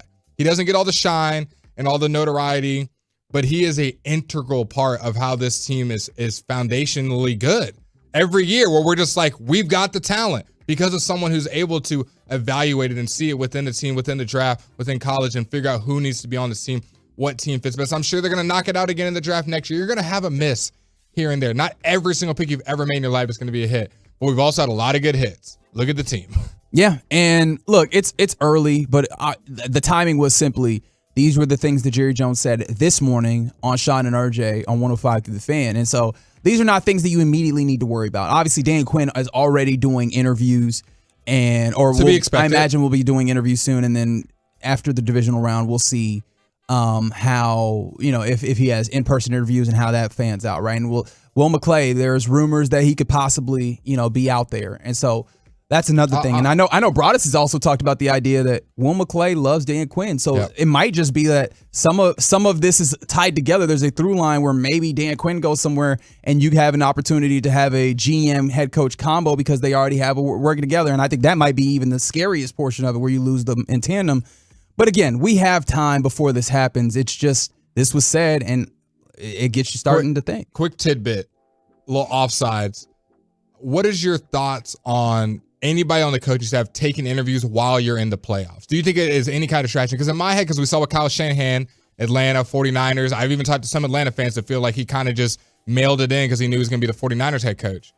What are your thoughts on that? Like, do you think it's not really a big deal, it's just a business, or you're like, not a huge one, it's my team that guy's kind of interviewing around while we're in the playoffs? Hey man, folks can walk and chew gum, right? Like, especially during the postseason right now, it's Zoom interviews, and it's like, hey man, he's talking about football, right? Like, I think that he's capable of doing that. What if one of those goes really well and like, okay, we're gonna all this sounded good, and you're like, oh man, after the season I'm gonna sign here while you're trying to get another group of guys ready. If it doesn't play a factor, that's fine. I just want to get your thoughts. Do you think it plays a factor? I don't believe that it plays a factor, because again, this is a dude that went through the entirety of the season trying to get to these places. Like, everybody understands what the playoffs mean. I don't believe that at this professional level that you're gonna have guys allow themselves to let something like this take them out of it. Also, I don't know how long those meetings go for. I couldn't tell you. I don't know if it's a 5-hour thing or if it's a 10-minute call. And let me tell you, or let me ask you this question to reverse it. Hit you with the Uno reverse. Let's do it. If you have a coach that can allow an interview or a few interviews to throw them off of the entirety of their game, how strong do you feel about that coach? That's a good point. We saw it with Kyle. And so, like, I don't know. I think these guys are so true to this. They're so tied into this football. They eat, sleep, and breathe it. I don't know that, the interview process is going to be thrown. Depends how good the interview is. Hey, we're going to give you $10 million. He said, $10 million? Shoot, I can pack my bag, start looking at condos in Miami. Yeah, I think they still want to win, too. It takes so long to be able to get through. You have to go through training camp and the whole season just to get to this opportunity. I don't think that you're just like, well, now I got another job. Peace out. Right? I think that they're still in. But you know what? That's just me. It's the Get Right here on 105 through the Fan. Reginald Latatula, Blake Elliott here with me. Your Mavs still down double digits at the AAC to the lowly Memphis Grizzlies. I'm starting to get to a point where I'm like, hey, let's turn this thing up. About 4 minutes to go in the third quarter, 84-73, if I saw that right. Actually, I started saying it. I was like, I forgot the scores. Yes, now 85-73 as they make a free throw. But again, we'll keep you up to date with what's happening there as the night continues. Coming up next, we go around the association and talk about some of the things that are happening in the NBA. We'll do it next on The Fan. Always a welcome sign for this clubhouse. Featuring breaking sports news, inside info, opinion, with laughs along the way. Turn it on, leave it on. The Fan and the Odyssey app. Yeah, we're replacing the carpets too, so don't worry about that. No fresh powder yet, but Dan's Ski Lodge has an avalanche of projects. Those 4 rooms are getting hot tubs. He needs a staff engineer to navigate a flurry of new requests. And all of those will be fully ADA accessible. Indeed can help him hire great people fast. I need Indeed. Indeed you do. You can schedule and conduct virtual interviews all from your employer dashboard. Visit Indeed.com/credit and get $75 towards your first sponsored job. Terms and conditions apply. It's game day at Jim's house, and the spread is impressive. Mike's already done some damage with the hot wings, and now he's dropping back and going deep for another slice of pizza. I sure hope he brought the Pepto. Mike knows the Pepto-Bismol provides fast 5-symptom relief from unexpected stomach upsets. He's no rookie. The way he's throwing back those nachos, he's the GOAT. Be ready for game day with Pepto-Bismol. When you have nausea, heartburn, indigestion, upset stomach, diarrhea. Use as directed. Keep out of reach of children. Welcome back. All right, Jimmy, our Army veteran, for $400. Are you ready to answer the next question? Actually, I'm good. Huh? Well, I already earn and save $473 a year on average with Navy Federal Credit Union. So, yeah.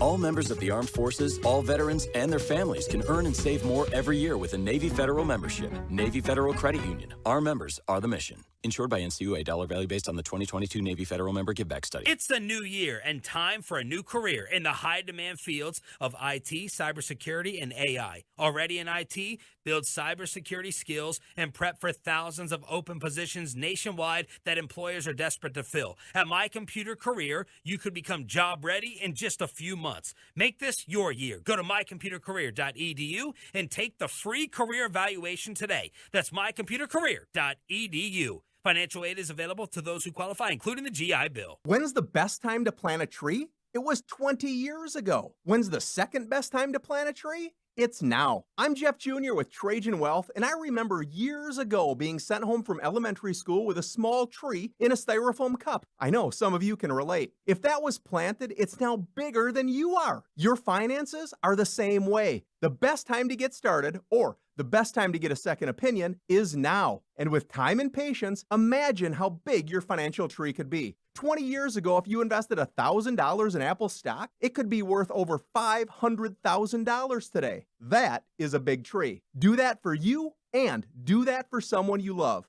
Call Trajan Wealth today and help us help you plant that financial tree. Call 469-579-3500, 469-579-3500, or visit TrajanWealth.com. Advisory services offered through Trajan Wealth, LLC, an SEC-registered investment advisor. I have diabetes. I'm at risk for pneumococcal pneumonia. I have asthma. I'm at risk, too. If you're 19 or older with chronic conditions like asthma, diabetes, COPD, or heart disease, or are 65 or older, you are at increased risk for pneumococcal pneumonia. Ask your doctor or pharmacist about Prevnar 20, pneumococcal 20-valent conjugate vaccine, a Pfizer vaccine that can help protect you against pneumococcal pneumonia in just one dose. Even if you've already been vaccinated with other pneumonia vaccines, Prevnar 20 may help provide added protection. Prevnar 20 is approved for adults to help help prevent infections from 20 strains of the bacteria that cause pneumococcal pneumonia. Continued approval may depend on a supportive study. Don't get Prevnar 20 if you've had a severe allergic reaction to the vaccine or its ingredients. Adults with weakened immune systems may have a lower response to the vaccine. Side effects include pain and swelling at the injection site, fatigue, headache, muscle, and joint pain. For full prescribing information, please call 1-855-213-2138 or visit Prevnar20.com. RJ Choppy here by good friends over at A Number One Air. This month only, it is the A Number One Air Warehouse Clearance Sale. All 2023 heated and AC, plumbing and electrical equipment must go now. That means incredible savings. Plus, you purchase a new heated and AC system, and you get up to $3,000 cash back with free whole home surge protection. Do not miss the A Number One Air Warehouse Clearance Sale. 1-800-NEW-HEAT, 1-800-NEW-HEAT, or ANumber1Air.com. Some restrictions apply.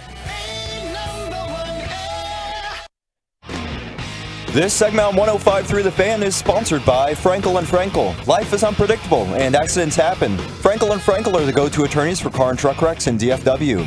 If you or a loved one has been in an accident, contact Frankel & Frankel for a free consultation at truckwreck.com or call 214-817-333-3333.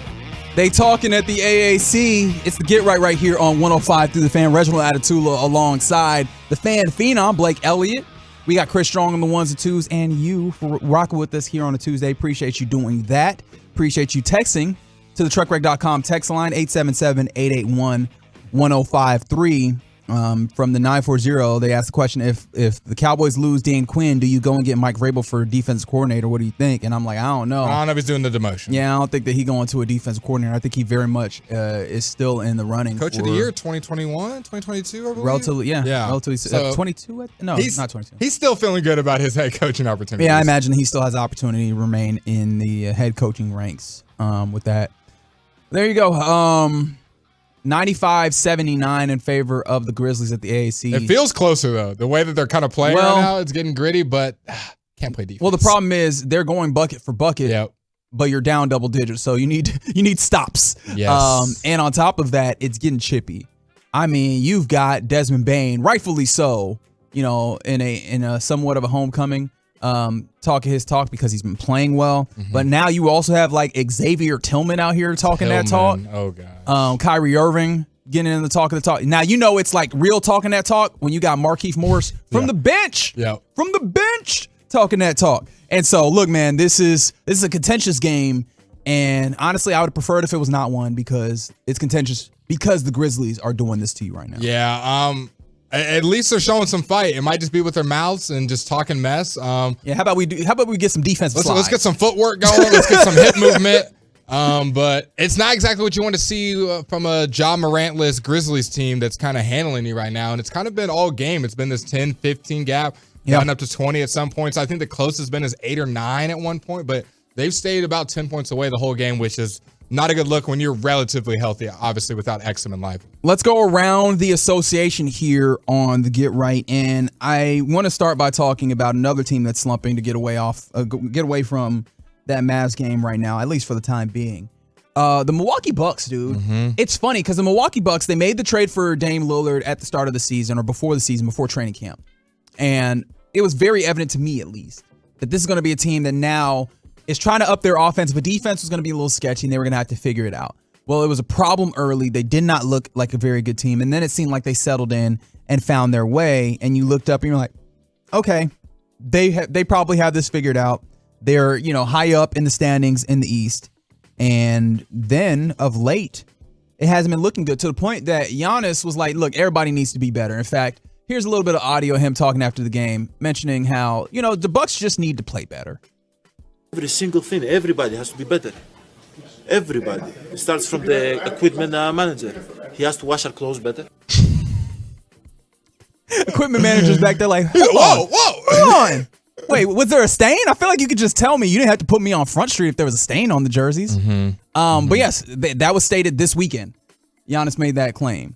And then they came out here, and what did they do? Did they bounce back? No, they got smacked by the Utah Jazz. Been there. Well, you didn't have to do this. Jazz will get you when you're not ready for it. I guess that's fair.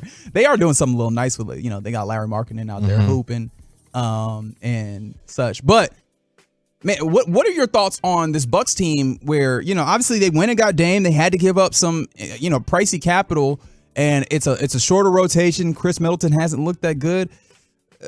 Does this feel like one of the 3 best teams in the East, or is this a East that's only between 2 teams, the Sixers and the Celtics? I caution myself because it doesn't look great right now, but I believe in Giannis so much in the playoffs that I think he literally just him enough is enough to carry you to 6 games. Literally just him enough. And you hope that Dame's efficiency can get a little better. He's averaging 25, but he is not shooting well. I mean, he's shooting 42% from the field. And that would be, let's see, if that was everybody on the team, he is in the bottom 5. And worth noting, Dame did not play in that game versus the Jazz. So I imagine that factors in. And that's another factor. But you let the Jazz score 132 points. Their defense has not been good this year. Like, and it's, I don't want to say it's so weird. Obviously, you let go with Drew. Brooke is kind of, every year kind of takes that half step back and being that mobile rim defender. And Giannis is doing as much as he can, but it's not like Dame's a great defender. So you have Jay Crowder that gets minutes every once in a while. You obviously have Middleton, who I think, and we talked about the Bucks earlier in the year. I said that he was been the biggest factor of why they're not as good as maybe they expected him to still be that 22, 20 points a game kind of guy. And right now, he's just not been able to do that consistently. I mean, one night he'll give you 20, one night he'll give you 8. And for the season, he's averaging 14, which is you're borderlining on kind of what, some guys on the Mavs do. Well, I think he was going to drop back regardless because you were replacing Drew Holiday with Damian Lillard. Yeah. Drew Holiday does not have a high usage rate. Correct. Damian Lillard does. Correct. And inherently what that does is take the ball out of Chris Middleton's hands. And he's been a ball in my hands type player over the last, 4 years as he developed into a high level player, all-star, basically caliber player. And so, yeah, I imagine that there was going to be a step back. I think the tough part about it is that you need him to be consistent in a way that he just hasn't been because of injuries and such. And you also needed him to add in more defense. And I don't think you've gotten that from him in particular. You haven't gotten that. And then you definitely haven't gotten that as an organization. It just does not look like it's all together. So, and the only reason I said I caution everything is because they haven't looked. I mean, they're still second in the East. I know we're holding them on a high scale. They haven't looked amazing. But when the playoffs come, I'll still say, like, if they were matched up against the Sixers, I'm not going to be, the Sixers are going to win just on paper. I'm like, you never know. I mean, Giannis is one of those guys that can take it to 7 just by himself, and now you have Dame that can maybe take over a game or two. So I'm not counting them out. Definitely not in the East. They haven't looked as pretty as we want, but it takes a while with these stars. But I don't think anyone's messing with the Celtics. And over and all, they still haven't lost at home. They have not lost. I don't think 17-0. Good God. I don't think the Bucks can mess with them when it comes to just their 1 through 5. Honestly, no teams in the East have great depth. Those top 3 teams, all of their benches are pretty porous. Sure. But the best 5 is the Celtics, and then the Bucks are very top heavy. The Sixers are probably going to make moves at the deadline that allow them to add to their depth, possibly. Wow. Yeah. So that's what's happening with the Bucks. Elsewhere around the association, man, if you want to talk about a team that's actually really real life going through it, how about the Golden State Warriors, who we talked about them making a trade. Chris Paul has been very important for them, for good and for bad, this season. And they're going to be without him now for an extended period of time, as he has a hand injury that's going to make him miss time. And so what does this team do, Reggie? Let's cut to it. What does this team do? I am so frustrated with this team. And the reason I say this, because when me and Alec were on, we did how they wasted their young core. They had Wiseman, Poole, Moody, and Kuminga.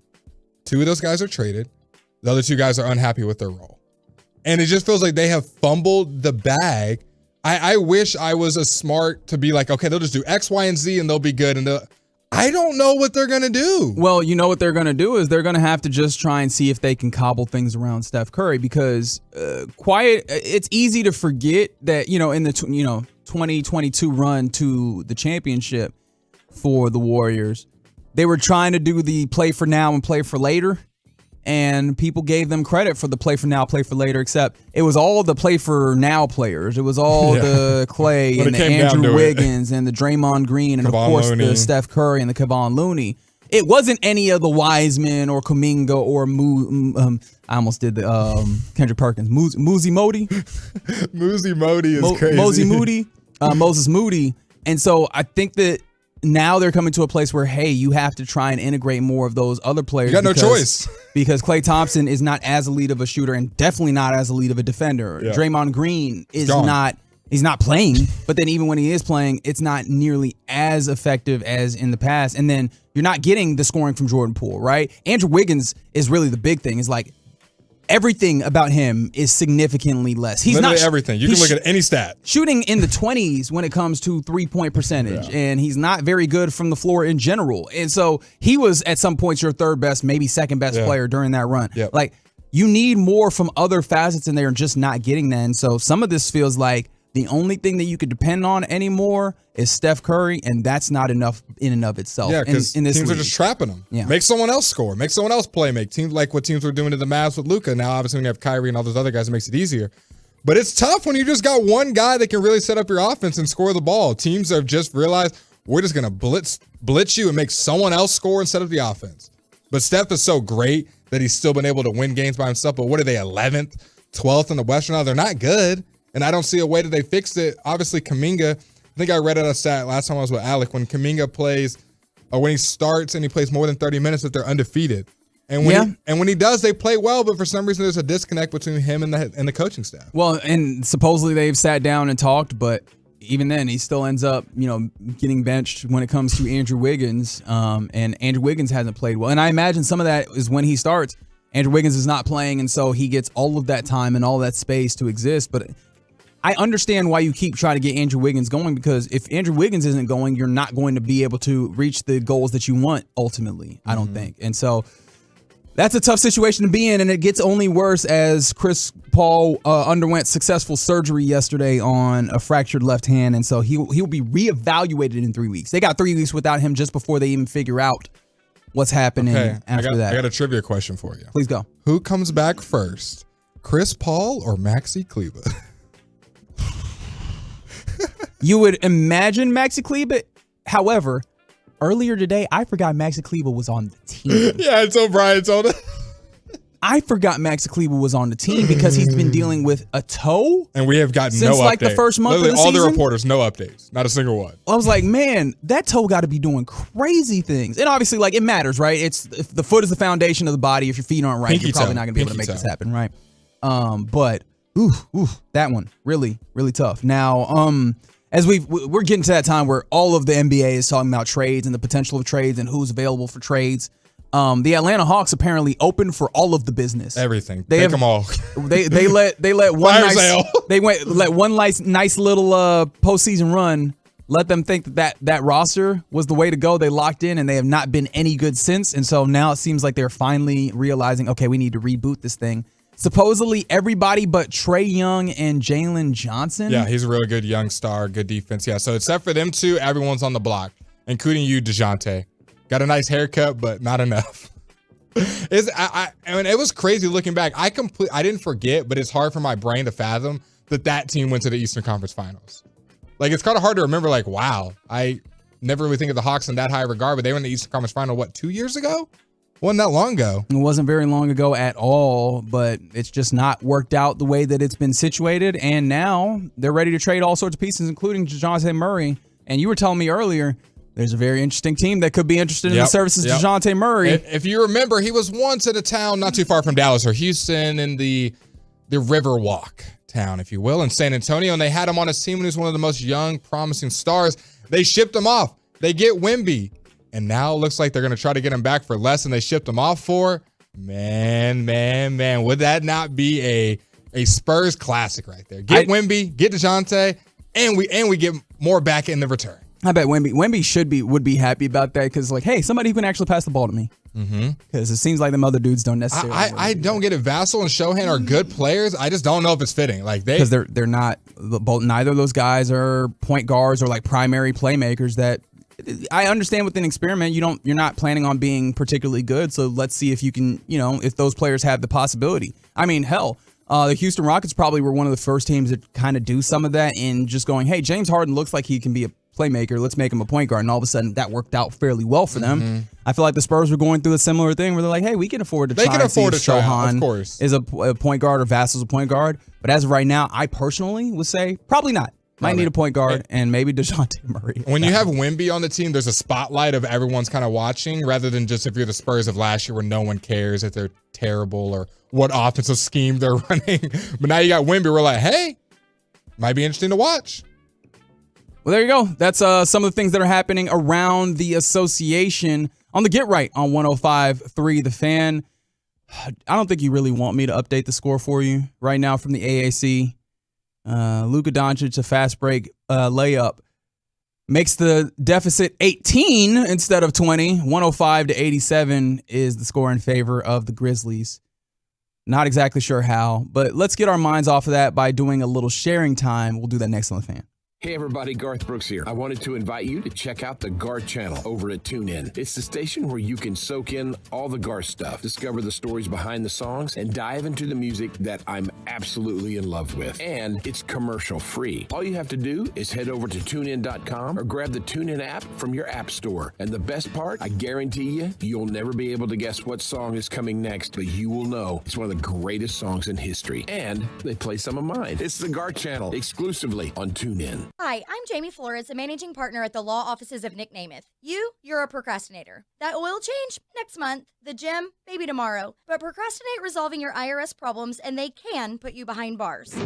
I'm Dallas tax attorney Nick Namath. I've helped thousands of people just like you with IRS problems. Your first meeting with us is free and confidential, so don't procrastinate when it comes to the IRS. Call Nick Namath today at 972-484-0829 or visit myiRSteam.com. If you're looking for the most epic place on earth, let's start at the base of a massive waterfall.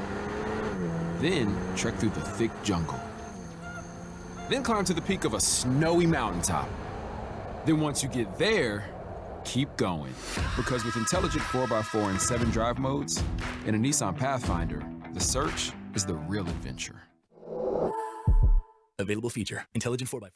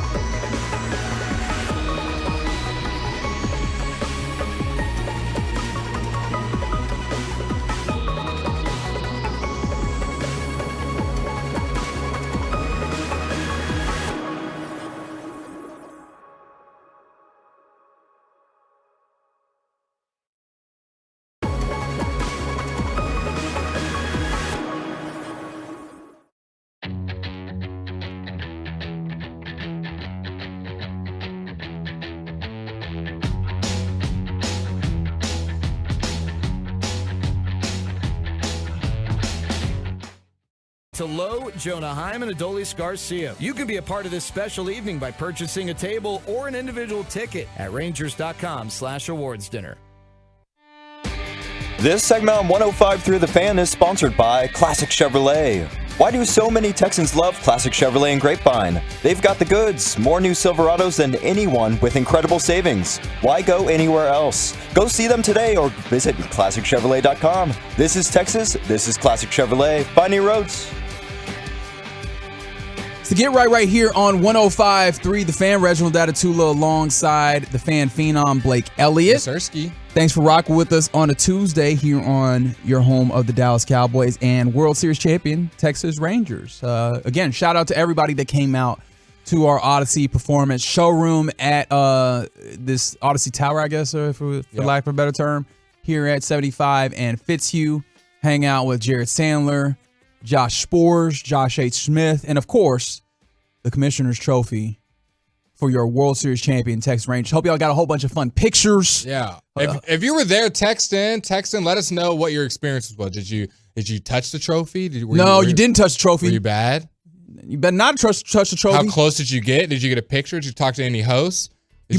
You bet not to touch it. I'm going to have to come see you if you touch the trophy. Did you talk to my mom? My mom was there. That is true. That is true. He was not making a joke. His mother was literally there. Hi, Miss Kim. I want to know what y'all's experience was if you were there. And if you missed it, let us know.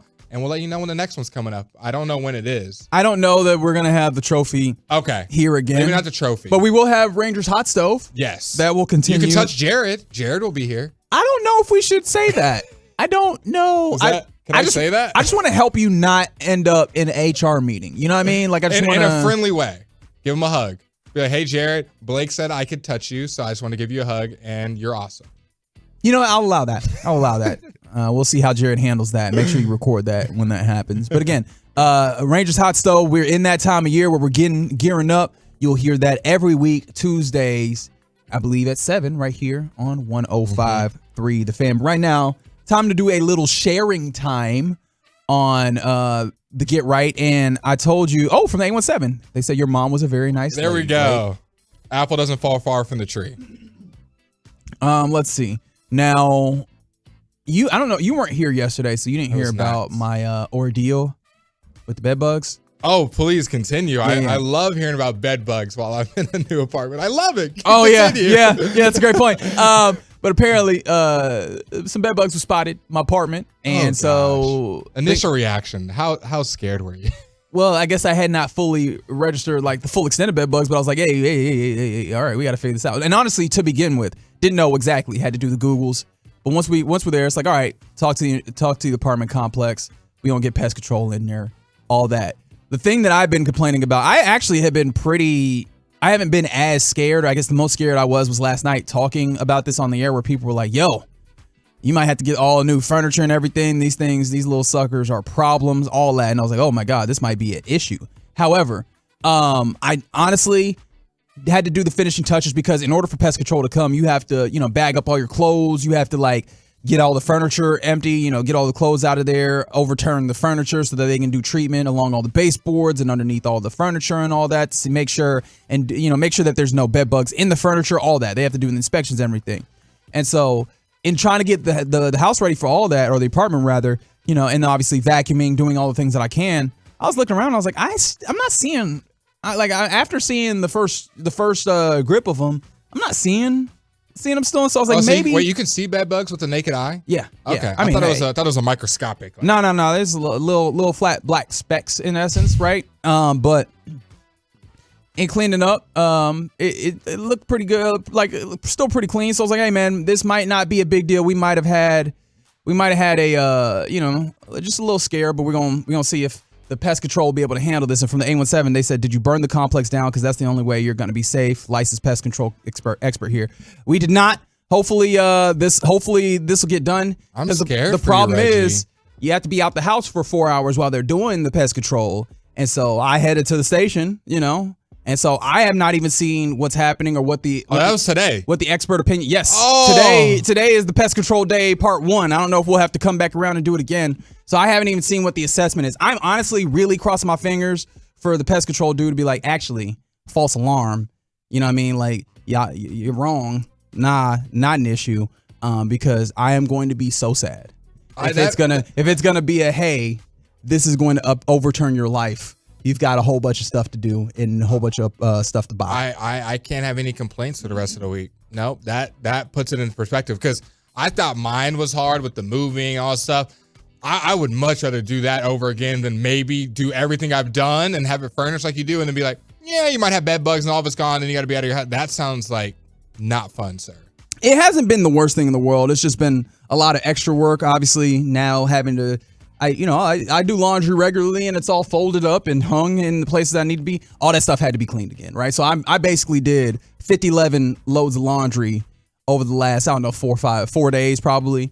I done cleaned so many things. I done vacuumed everything about 17 times over. Like we're trying to make sure that this is all as clean as possible so that we can maybe avoid the prospect of bed bugs ruining my life. And so with that being the case, just wanted to share with y'all, I will keep you up to date on if I need to buy an entire new apartment and or just, maybe you'll be like me. You'll be in the apartment. Yeah, buddy. And that's the last thing. Like, after having to do all that, now again, going to find a new apartment complex and find another place that is a feasible deal, right? All these things. They're trying to help you out. I appreciate you guys being Tolos and being friends. If I do need to be at that place, I really and sincerely hope that I do not need to utilize the very good hospitality of the Tolos, right? So I appreciate y'all. Great. It's great. Somebody said Blake and Reggie roommates. Okay, all right. You know what? Just no off there. You get no break. Yeah. Reggie had to deal with me. I'm not going to infringe upon our guy Blake, who has just got a new apartment. Hey man, how has the move-in worked for you? Well, I did my inventory check and I didn't see any black specks. Good. Nope.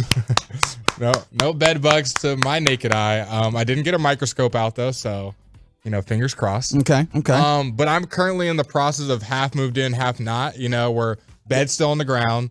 Oh, okay. TVs. We already went through the TV. I don't know. No, if I want to we went through the TV. The listeners haven't gone through the TV. What happened to the TV, Blake? So what happened to the TV? I decided. I don't know if you remember last time I was on. I was talking about moving, and everyone was like, "Get movers, get movers, get movers," and I was like, "I can do it. I'm a man. I don't need no help." And I put in the U-Haul, and almost 95% of it went to plan. Press pause.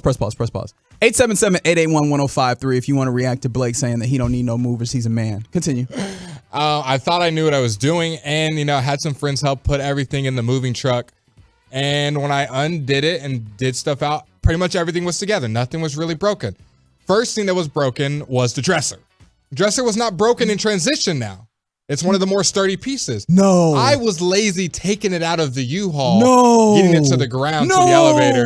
And I did the whole slide and push instead of the pickup. And there was a part of the U-Haul that was a bump where it was uneven. And as soon as I caught on there, it yanked the back side of it, or like the side piece that holds it. Don't you hate when they yank the back side? It yanked the side piece. So now the integrity of it is just folded in on itself. So now I need a new dresser. And I was like, I wasn't too heartbroken. It was like, I think I got it for a deal, $100, $120. Wasn't that hard? Okay, not bad. The heartbreak was the TV. Yeah. So the TV I had in my car, I had it folded with blankets, I had bubble wrap over it. Oh, you took precautions. Took precaution, everything but the bottom side of it, where it's the bottom side. It's the bottom side. What could go wrong? What could go wrong? And Chris, what could go wrong with the bottom side of the TV? A lot, apparently. What? Yeah. So I'm taking it out of my car and I'm kind of yanking at it. It's a big TV, 70 Don't inches, you hate when you're 65 yanking inches. I'm just doing all the quotables right now. Yep. That are, it's kind of jammed. It's jammed in a tight spot in my car. Don't you hate when it's in a nook, and I pull it out. Oh wow! All right, yeah. This is the problem at this point. Come on, man. Come on now. I lay it on my pillow. There you go. All right. I think that's better. Safe. That's better. Safe.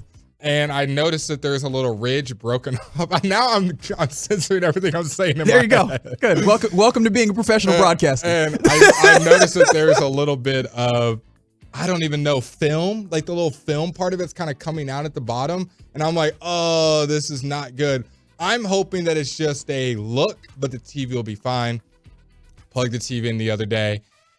And I'm sad to let you know, guys, all I saw was blurred lines. And I'm not talking about Robin Thicke. Blurred lines everywhere. TV's cooked. Samsung Ultra UHD, 1080p, 4K, the whole nine. Had it rigged up with lights, and it no longer is going to be in service.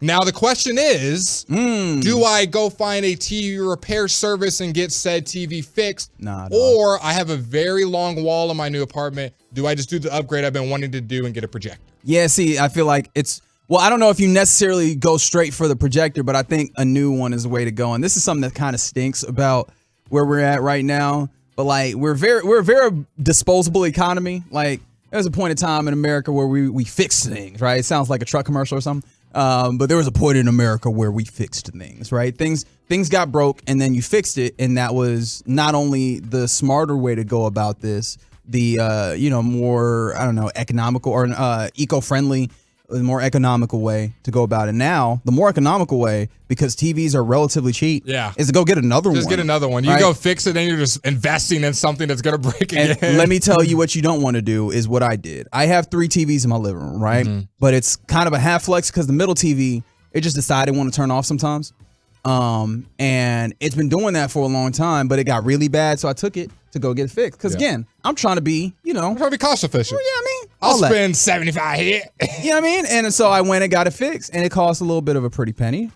Maybe the cost of half of a new TV of the same size, right? I was like, all right, that's not a bad deal.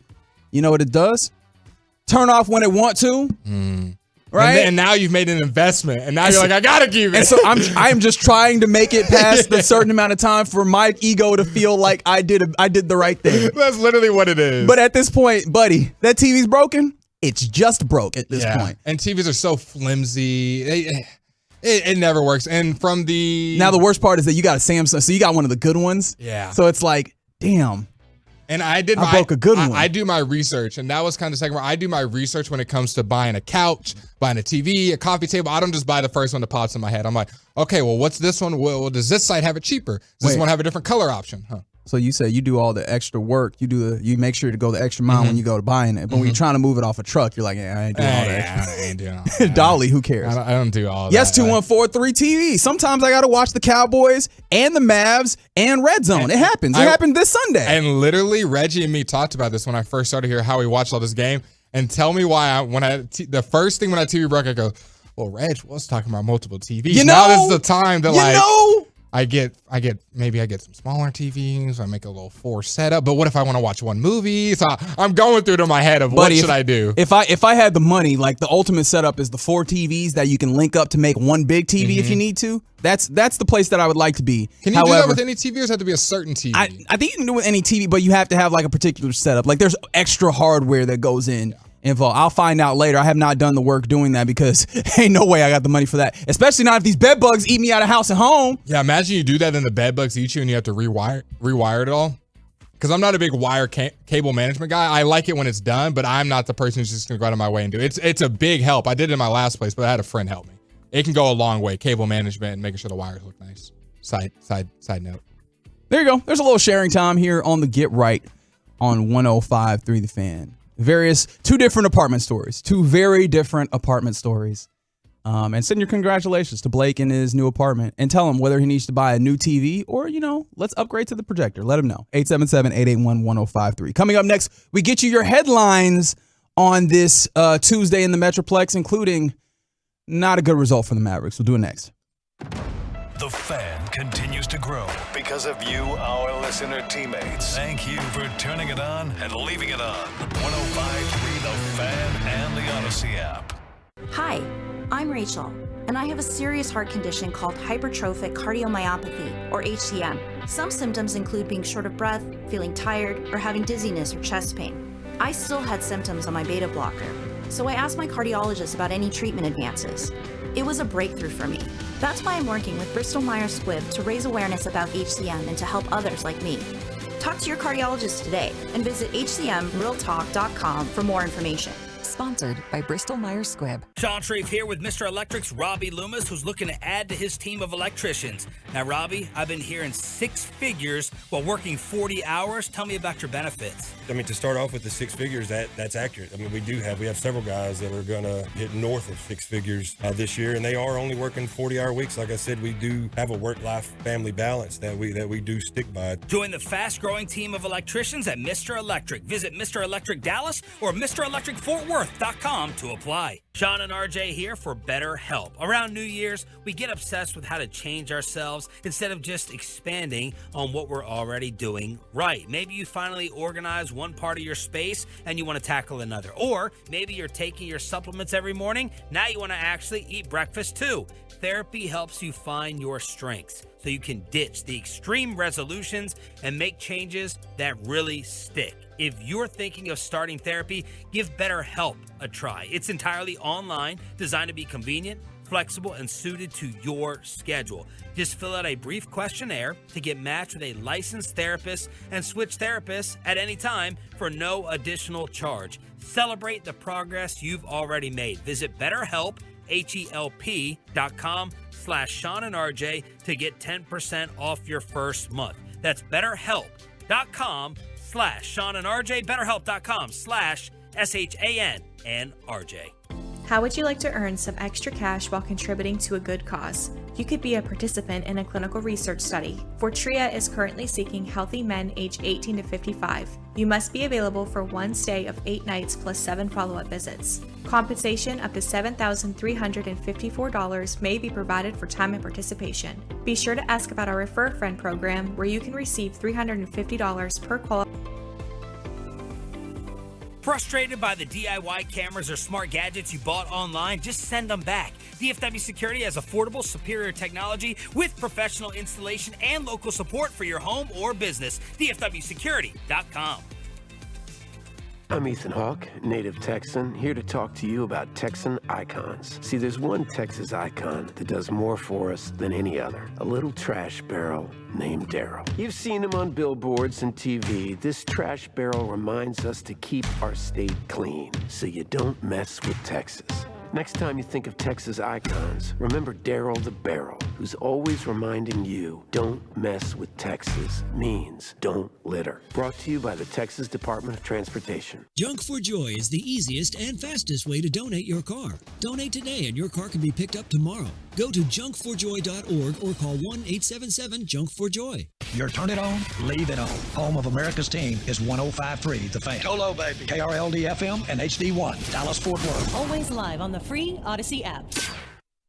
From our fan studio secured by DFWSecurity.com, it's time for the Get Right on 105.3 The Fan. Yes, indeed. It is the Get right here on your home of the Cowboys and World Series champion Rangers, 105.3 The Fan. I am Reginald Datatula. That is the fan phenom, Blake Elliott. That's me. We got Chris Strong on the ones and twos, and you rocking with us here on a Tuesday in the Metroplex. Thanks for doing that. Thanks for getting involved in the truckwreck.com text line, 877-881-1053. Thanks for watching us, 105 The Fan on YouTube and searching twitch.tv/DallasFanCam.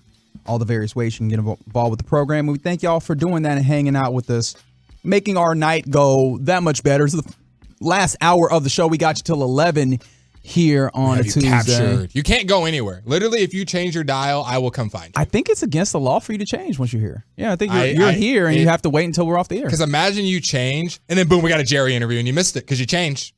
Nothing you can do about it. In theory, it could happen. Will it? I don't think so. But you know what? You never know. Technically, a possibility. So I'm not a lawyer, but again, I think it might be against the law to change away from the station. It might be. I don't know. On a serious note, let's get you some headlines on this Tuesday night in the Metroplex. And we begin with a very sad one, a very confusing one. And this Blake. one is against the law.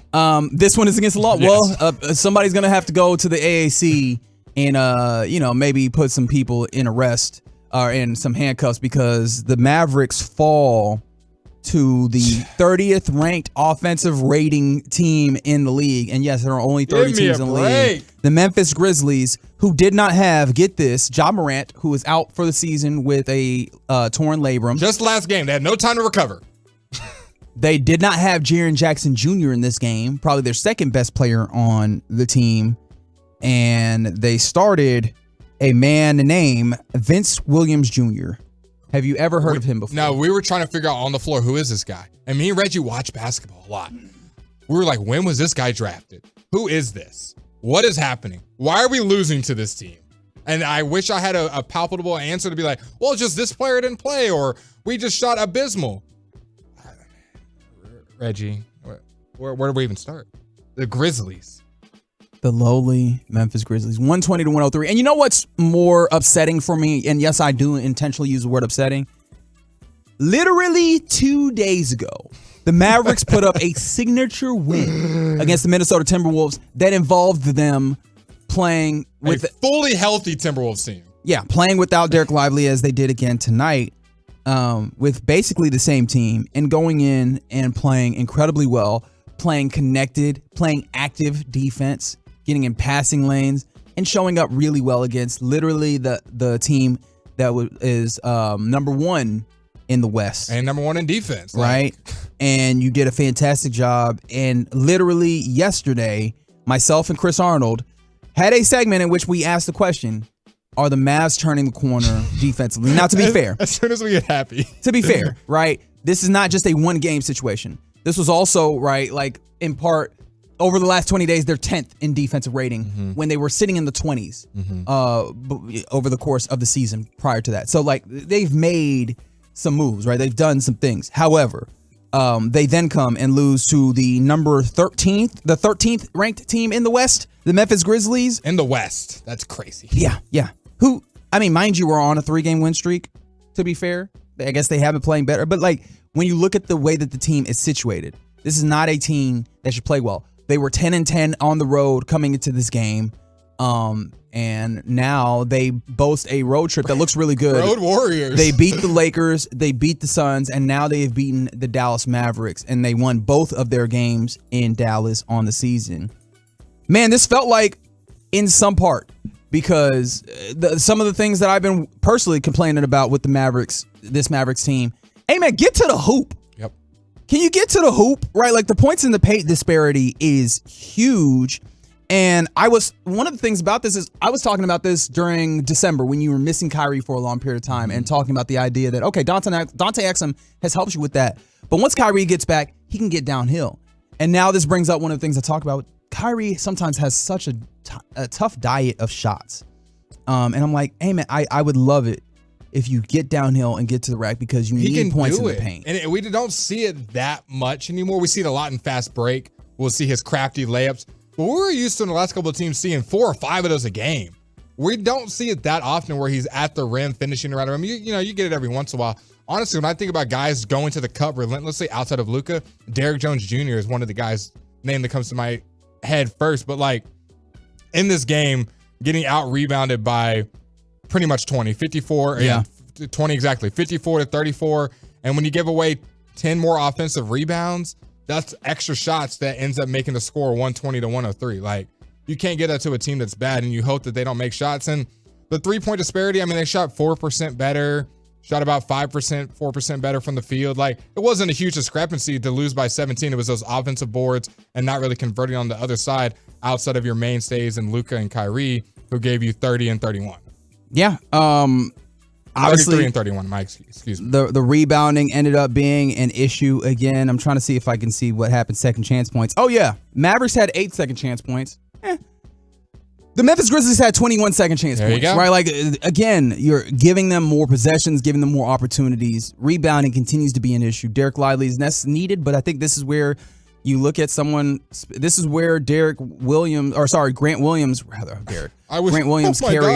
carries some of the frustration that we talked about in him not playing well, because I know he's not like a huge rebounder, but you were hoping that him in a game like this, being your 4 would help you maybe not get this level of destroyed in the paint, and yet here you are. I just had to scroll. I'm looking through the stats because obviously me and Reggie are doing the show as the game's going on, so we can't be hyper focused on exactly every detail. We try to pay attention. Yeah. I had to scroll 1, 2, 3, 4, 5, 6, 7, 8, 9 players to find Grant Williams who got 7 minutes and recorded 0 stats. Yeah, I mean, and honestly, it seemed like when he was playing as a small ball 5, which it does not seem like he's well suited to at this point.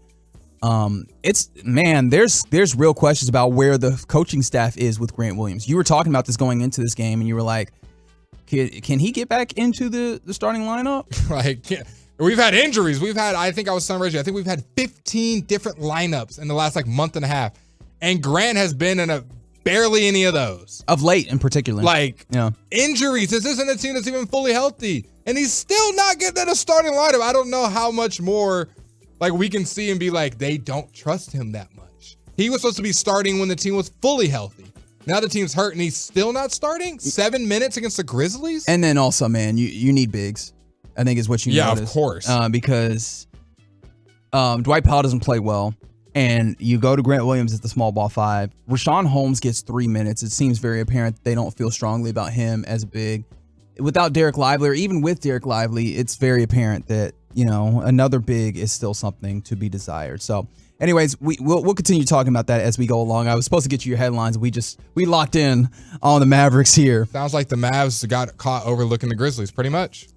Well, possibly, but also I wonder how much of this is overlooking and just getting beat. Yeah. Right? I wonder how much of this is you just got beat. Rebounding, I don't know, is about planning ahead or getting overlooked as opposed to just getting in there, boxing out, being diligent with your play, and making sure that you come down with boards. They got out to an early lead at the beginning. I don't remember exactly what the score was, but it was Luka and Kyrie it was 11-4 or something, 20-10. I think what I remember was 16-12. I definitely remember that one. And then they were out to a lead. Luka, I thought, honestly, throughout the game, played decent defense, especially in isolation. I don't think he was a cone like some people like to say he is. I thought he was decent on defense.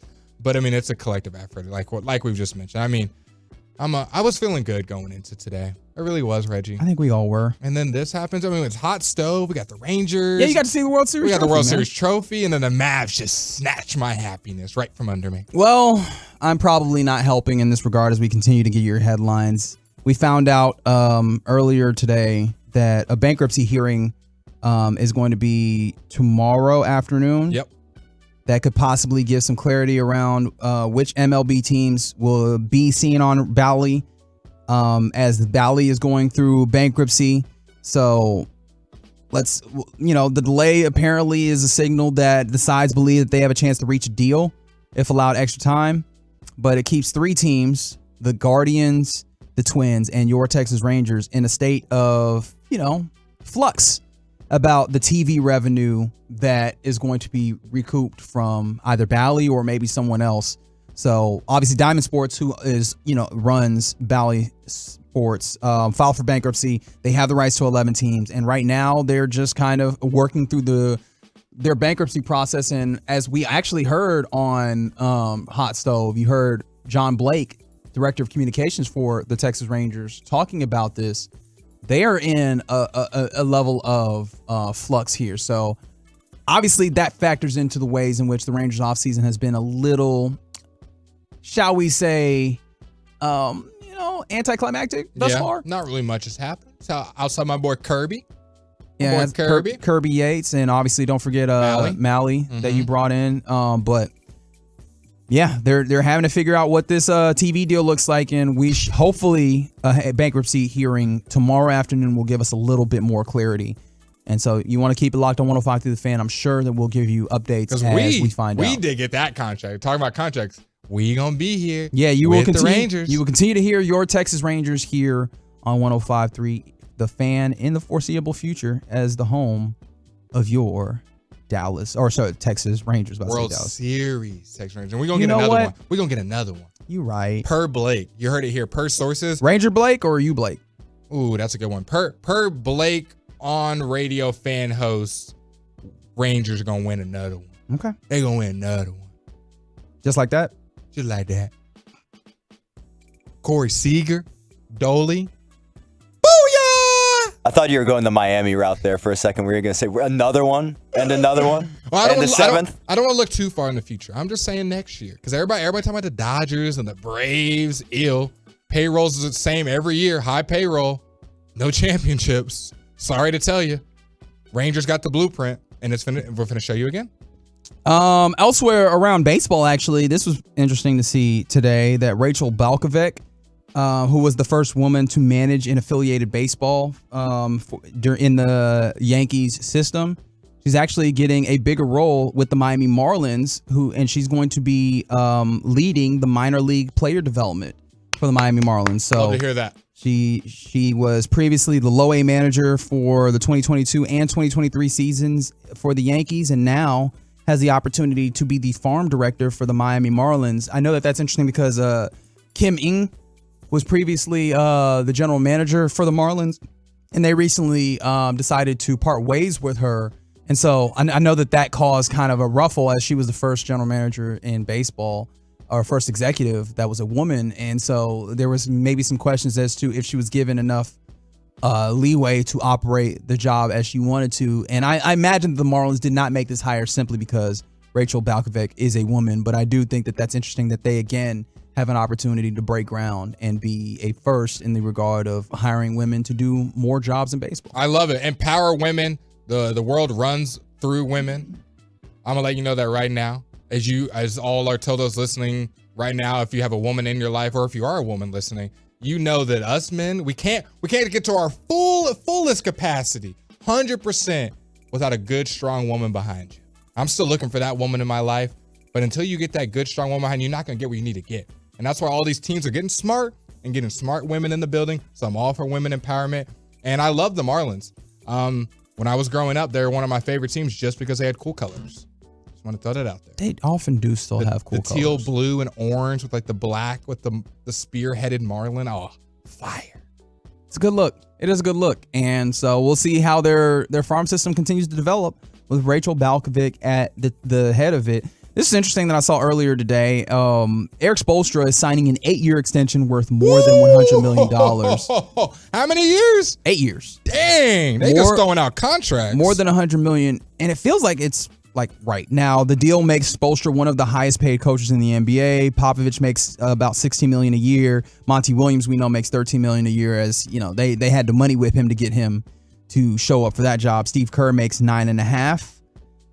And so within that kind of situation, now, two-time NBA champion and top 20 all-time in coaching wins, Eric Spoelstra will be with the Miami Heat for a good long time. I mean, it makes sense. He's one of the best coaches in basketball. Agreed.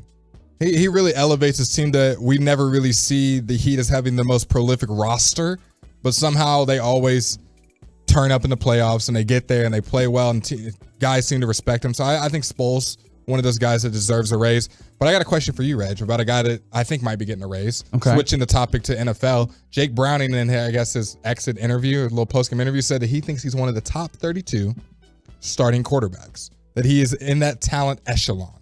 Do you agree with that, or do you disagree? Do you think he'll get a starting job next year, and do you think he's talented enough? Both of them. I don't think he'll get a starting job. I don't think that there's going to be any teams that view him as a long-term option or a relatively long-term option. I think you understand what his potential is. And so if you are going to him, it is simply stopgap. Okay. And I'm off the top of my head, I'm not thinking of the teams that are like stopgap without any level of young, talented player that we're trying to develop. Mm-hmm. He might be right about being in the top 32, but Talent-wise, again, it'd be opportunity matters. Right there at the back end of that top 32. Okay. And as we know in the NFL, that ain't moving no needles, Mm-hmm. right? We be getting mad about top 15 situations, right? So it's possible that he's around that place, but no, ultimately I still view that as like backup quarterback. I'm a big JB fan. Like good backup quarterback, it looks like, is where he is. I don't know, man. I don't know if he got his opportunity. He was backing up. He did good in high school and college, and then kind of was a backup. And then obviously behind Joe Burrow, you're never going to see the field. Joe gets hurt. You go out and perform. What was it, 3 games they won? And then he kind of went back to earth. I would say he was better than a lot of guys I saw this season.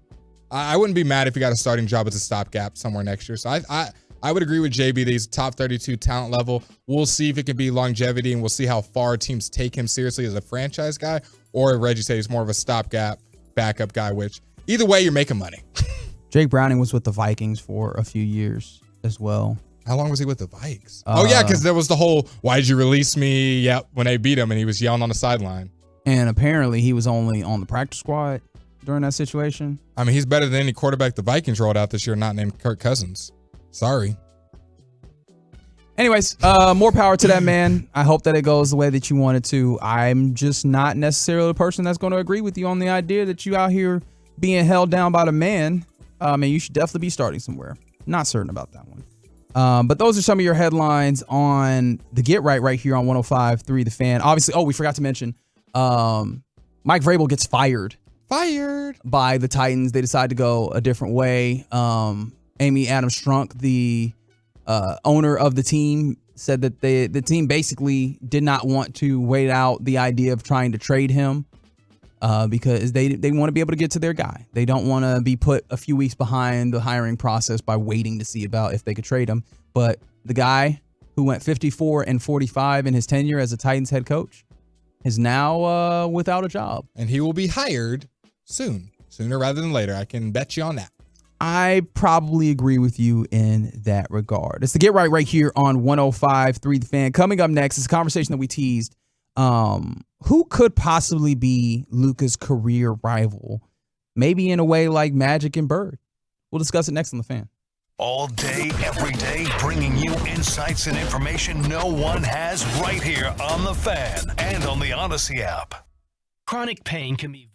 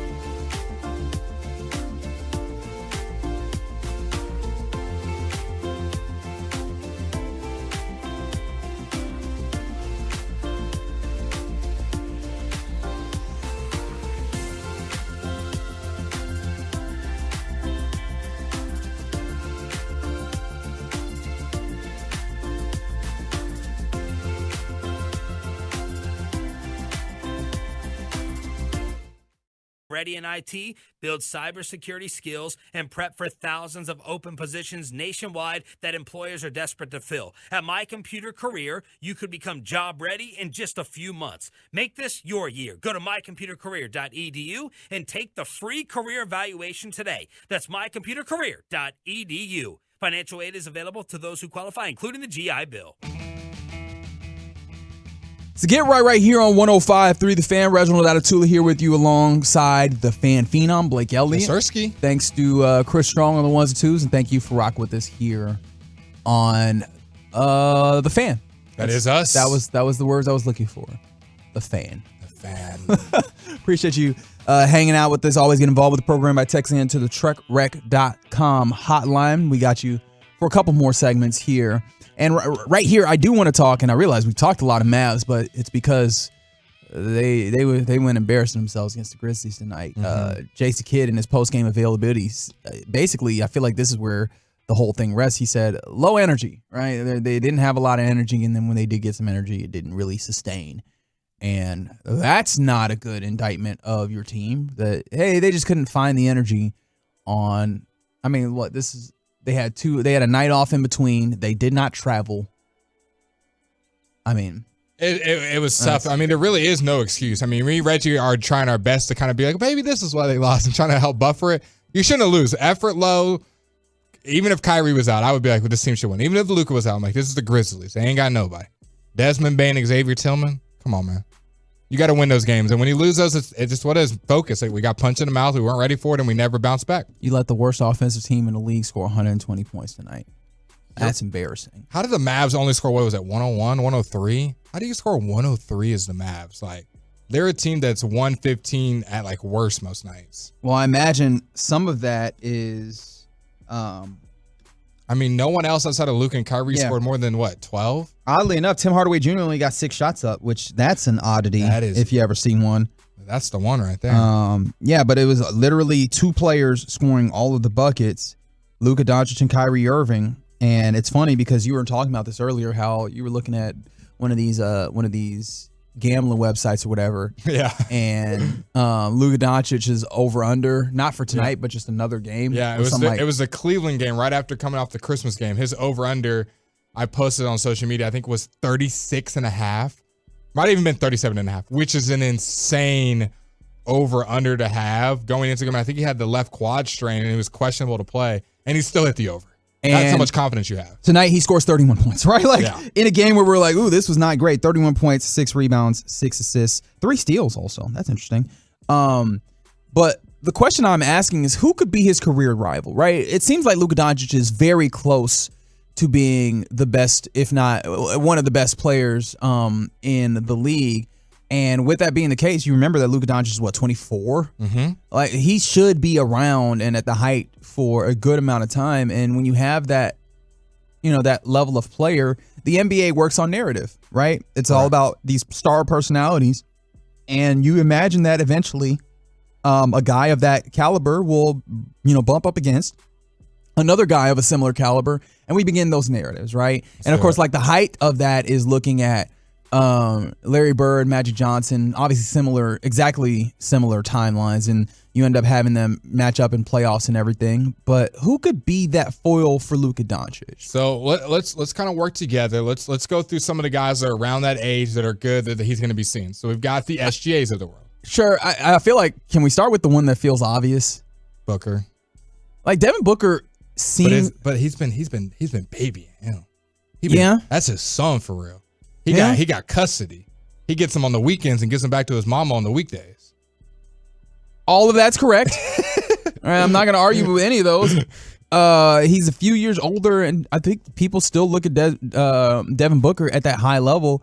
Plus, I think one of the things that will help is being in the West. Now, of course, we can't say that, this player's always going to be in the East or this player's always going to be in the West. But I think what's going to help is, as I mentioned, I think playoff situations are going to help. Because, look, as much as I and you love the NBA, the average fan doesn't watch a ton of regular season basketball. Yeah, it's long. And I think the situations where you get to see a player play against another player consistently is the postseason. You get to see them match up 3, 4, 5, 6 times in a row, maybe 7 if you get lucky.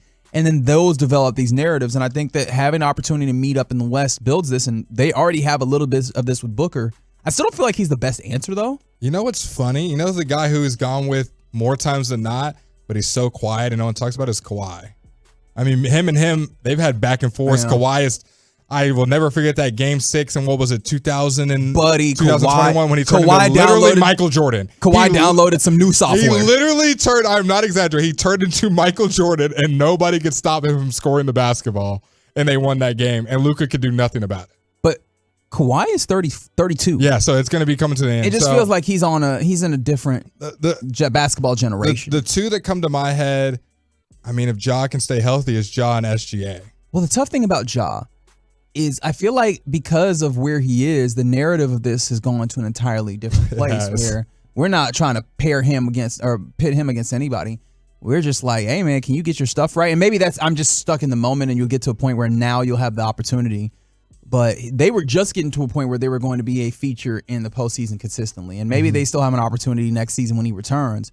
But that one feels a little out of reach in a weird way. Okay. SGA is a fun one, though. It's a new one. He hasn't, until the last year or two, he hasn't been someone we even would put up against him. But now he's putting up similar, in some situations, better numbers and team with a better record. So he's going to be a fun, interesting one, especially this season. I think that narrative will kind of start driving. Another one I thought of, he's in the East. He's around the same age. I think he's a year older. That boy Tatum. I see that comparison all the time on social media. Tatum versus Luka, around the same age. Who's doing this? Tatum's been to the finals. Luka hasn't. The numbers, this and that. So I thought that's one thing. They just don't obviously match up that much. So we don't see that one-on-one. Both Jordan Brand guys from the 2 and 4 both have expectations, high expectations. I think that's an interesting one. I think Tatum, we're so engrossed with if that team can win with him at the helm of it, which is weird because they've been consistently very good. They're like a walk-in Eastern Conference Finals. Yeah. And where there's still some questions like, can he get him done? Kind of points to the idea of the way that these conversations can kind of be wild. One thing, before we go further, do you think that it's possible to have like a career foil still? Because we don't have as much of best player on best player guarding. Yeah, we don't. And especially defense is so much more team on team as opposed to individual on individual. Just who can output more points. Right? And so it ends up just being like a shootout as opposed to just like a one-on-one display of I got you, you got me, who comes out the better. Mm-hmm. So I wonder, but can I give you the guy who I've settled on, the one that I feel like would be the most fun? Okay. Someone said Chandler Parsons. Y'all are hilarious. Luka before Luka. Brunson. I think they love each other. I don't even think that's like a rivalry. They're not. And I think some of the reasons why maybe a Booker and SGA and John Morant might not work as well is those guys more guards in size and like traditional guard size and maybe don't fit. Can I interest you in Anthony Edwards? Anthony was the next guy I was going to bring up. And he's a rising star. He's jumping. He's going to be a guy you're probably going to see in the playoffs if you want to go far. Right. They've matched up a couple of times, and he's got the Mavs. He's dropped 40 on him. Clearly, the guy has a similar demeanor when it comes to Killer. Yes. Dog, I want it more than anyone else on the court. You can see it every time. I think that competitive nature that's in him shows more than any of these other guys. Maybe Ja. Yeah. But I think that also brings out the competitive nature in Luka. And obviously, we've seen the competitive nature come out with Luka and Devin Booker, but that one just feels a little. I like that. I would love to see those I think that teams. one's going to get more and more because the Timberwolves haven't been this team that's been highly competitive in the playoffs. Yes. So now we see them as number one in the West, and it would take a miracle for them not to make the playoffs. So we can pretty much staple them into at least one of those seeds. So you might see them, and if you do, would that not be fun? I know they got I can see that Anthony Edwards going, I'm going to guard you. I was just going to say that. I know they got McDaniels, who's their main primary star. But if it comes down to it, final couple seconds, game 6 or 7, I can imagine Anthony Edwards like, I want to guard Luka. Just because of mentality, I'm going to make sure he doesn't score, and it'll be fun to see him and Luka go back and forth. Someone said Steph. He's just a little bit older. They have had their back and forth, but it's not really anything. Another guy that popped in my head, Trae Young. Obviously, because of the whole trade and who got the better of the trade. It's been very apparent that that's not the same. Like, yeah, they're in different classes. Trae Young might be one of, if not the worst defensive player in the league, which I know not a lot of people care about. However, he does not profile as the same level of player that can handle these things. And so, look, man, they had that run, and we were talking about this earlier. he does not strike you as the guy, right? And that's some of the things that's necessary for people to maybe talk about you as the team, even though I don't necessarily subscribe to the idea that, hey, man, one player is the team. That almost feels like it's necessary for a team that we go, hey, that guy is the team, and your team is facing their team, which means it's you two guys up against each other, and I think that creates the foil. And Trae Young isn't that. He's proven himself to not be that singular of a figure, which, I mean, I guess is okay to some extent, but I don't think it works in that head-up foil situation. Let's give our top 3. I think we can settle. I want to say Anthony Edwards. Yeah, Edwards feels like my number one. I like Edwards at 1. All right, is Booker still 2 just because of the history until something else is proven? I think so. Can I throw in some other like maybes just to see how you feel about it? I know we've tried to stay in the West. Tyrese Halliburton's coming on at the right time. I know that you like him. I do. Does that feel like something that can maybe I just don't know if he's aggressive enough as a scorer. Okay. He's very Magic-esque. I'm going to flashy pass, get 20 assists, 0 turnovers. And Luka's just more of a, I'm going to get the, he does have some flash in his pass too. So I can see, I don't know. How about De'Aaron Fox? Just, I don't even, I can't even put that in my head. He's just so aggressive and downhill and just get a bucket and quick and smooth, whereas Luka's more slow and methodical. I won't say slow, precise and methodical. So I'm a no on the D-Fox. I can see Tyrese as being that point guard. Now here's the one that we didn't say. He's obviously way older. And it's not really a rivalry, but as far as like kind of similar styles, LeBron, when they go up against each other, they always head to head. I want the best out of each other. But that feels like I'm trying to take down my idol in a way more than anything. Like that feels like we phrase those matchups. Mm-hmm. Is this a passing of the torch? Right? Like that's how we frame that as opposed to these are rivals. Yeah, you're right. Going up. Okay, so yeah, you want to rank them. So we got. I think Anna's the best one in my estimation. The 2 just for the history. Yeah. And then are we Tatum? I think you might have something. I think we might just be early to the SGA thing. Okay. It'll blossom. But Guys, I think Devin Booker has to be brought up in the top 3. I mean, even though Luka is his daddy, like, has to be brought up. Someone said Desmond Bane, but Desmond Bane doesn't like. Luka doesn't even care. He laughs at the Grizzlies. We lost, but I don't think he takes them seriously. Is there anyone in the West we're missing? Because you got to think age too. Who's going to be this long-term rivalry? I think Booker, Edwards, and SGA are probably the 3 that are right. Yeah, in that situation there of those young guys that are going to be carrying their teams to the playoffs. Jamal Murray's a little bit older, and he's not like it. That's confrontational. He doesn't really. Also, that's Jokic's team, and Jokic is definitely like kind of a step above. You need a little bit. You need the slightest bit of confrontation for it to kind of be a rivalry. I think so. You have to have maybe not even animosity, but that competitiveness has to show out there. I don't know that there's another one. Lowry Markkanen, I'm playing. Who does he always? There's one. Luka loves like these. Lack of a better word, bums. These jags. Just a guy that beefing with Luka, and Luka will have like this, like Dylan. No, he likes Dylan. He talks highly of Dylan. There's somebody I cannot put my finger on who he does not like. That's not good at all. He's a bench player, but always pesters him on the court. I can't recall who you're speaking on. There's a bunch. They all love to pester. Well, I know Marcus Morris is the one that comes to mind from back in the day. Yep. Not that he matters particularly at this point. No one on the Pelicans. I forget they're an NBA team sometimes. Yeah, Zion needs to contend with being on the floor for this team to even get to that point. They're looking for him. If you know, you know. Wow. Yeah, no, okay, so someone was like SGA over Ant. Both were kind of waiting. Me and Reg are kind of projecting. It hasn't fully happened yet. And I think we've seen more of the Ant, and I think Ant is also closer enough to that the mentality. It really is. I love the way that Ant plays basketball and the mentality, and I think that he also, I've seen him bring it out of Luka too. Mm-hmm. And I also love the idea of a guy that's a little bit closer in body size. Yeah. And maybe you get just a little bit of that, restore that feeling of mano y mano, you versus me. These other 8 guys fade off of the court, and we start seeing, you know that feel, right? In the playoffs, where it's like, you can tell these guys 5 minutes left in the game. Yeah. You get a bucket, I get a bucket. Yeah. Whoever misses a bucket first loses. And you'll notice a guy like Ant Edwards will go guard the best player when it comes to that little high leverage situation. Even though McDaniels is the guy running around chasing all game, when it's time to go down, hey, I need you to guard this person. I need you to lock him up. And he's young, great. He's had some great late quarter defense. So I would love a 7-game series of that. Maybe not for a Mavs fan as the outcome, but just how interesting that one-on-one matchup would be. Would it be it? And someone mentioned, are you talking about Terrence Mann of the Clippers?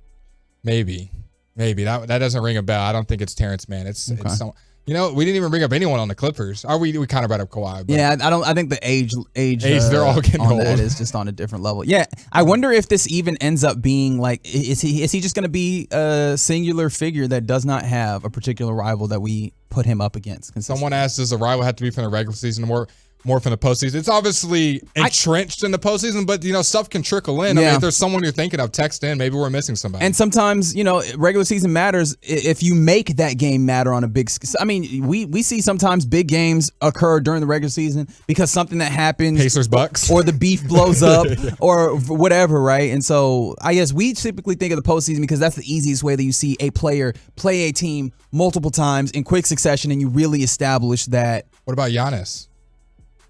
I view him on a different timeline, like the timeline just ahead with. Agreed. Giannis is with Joel and Nikola Jokic, and it feels like they're all in that same group. Agreed. Agreed. I don't know. I'm interested to see this develop over time because it still feels weird to talk about Luka as early on into this, but it still feels relatively. This early is year on into 5. this. Isn't that crazy? Yeah. We're in year 5. Crazy, and he's top 5 player in the league. Yeah, man.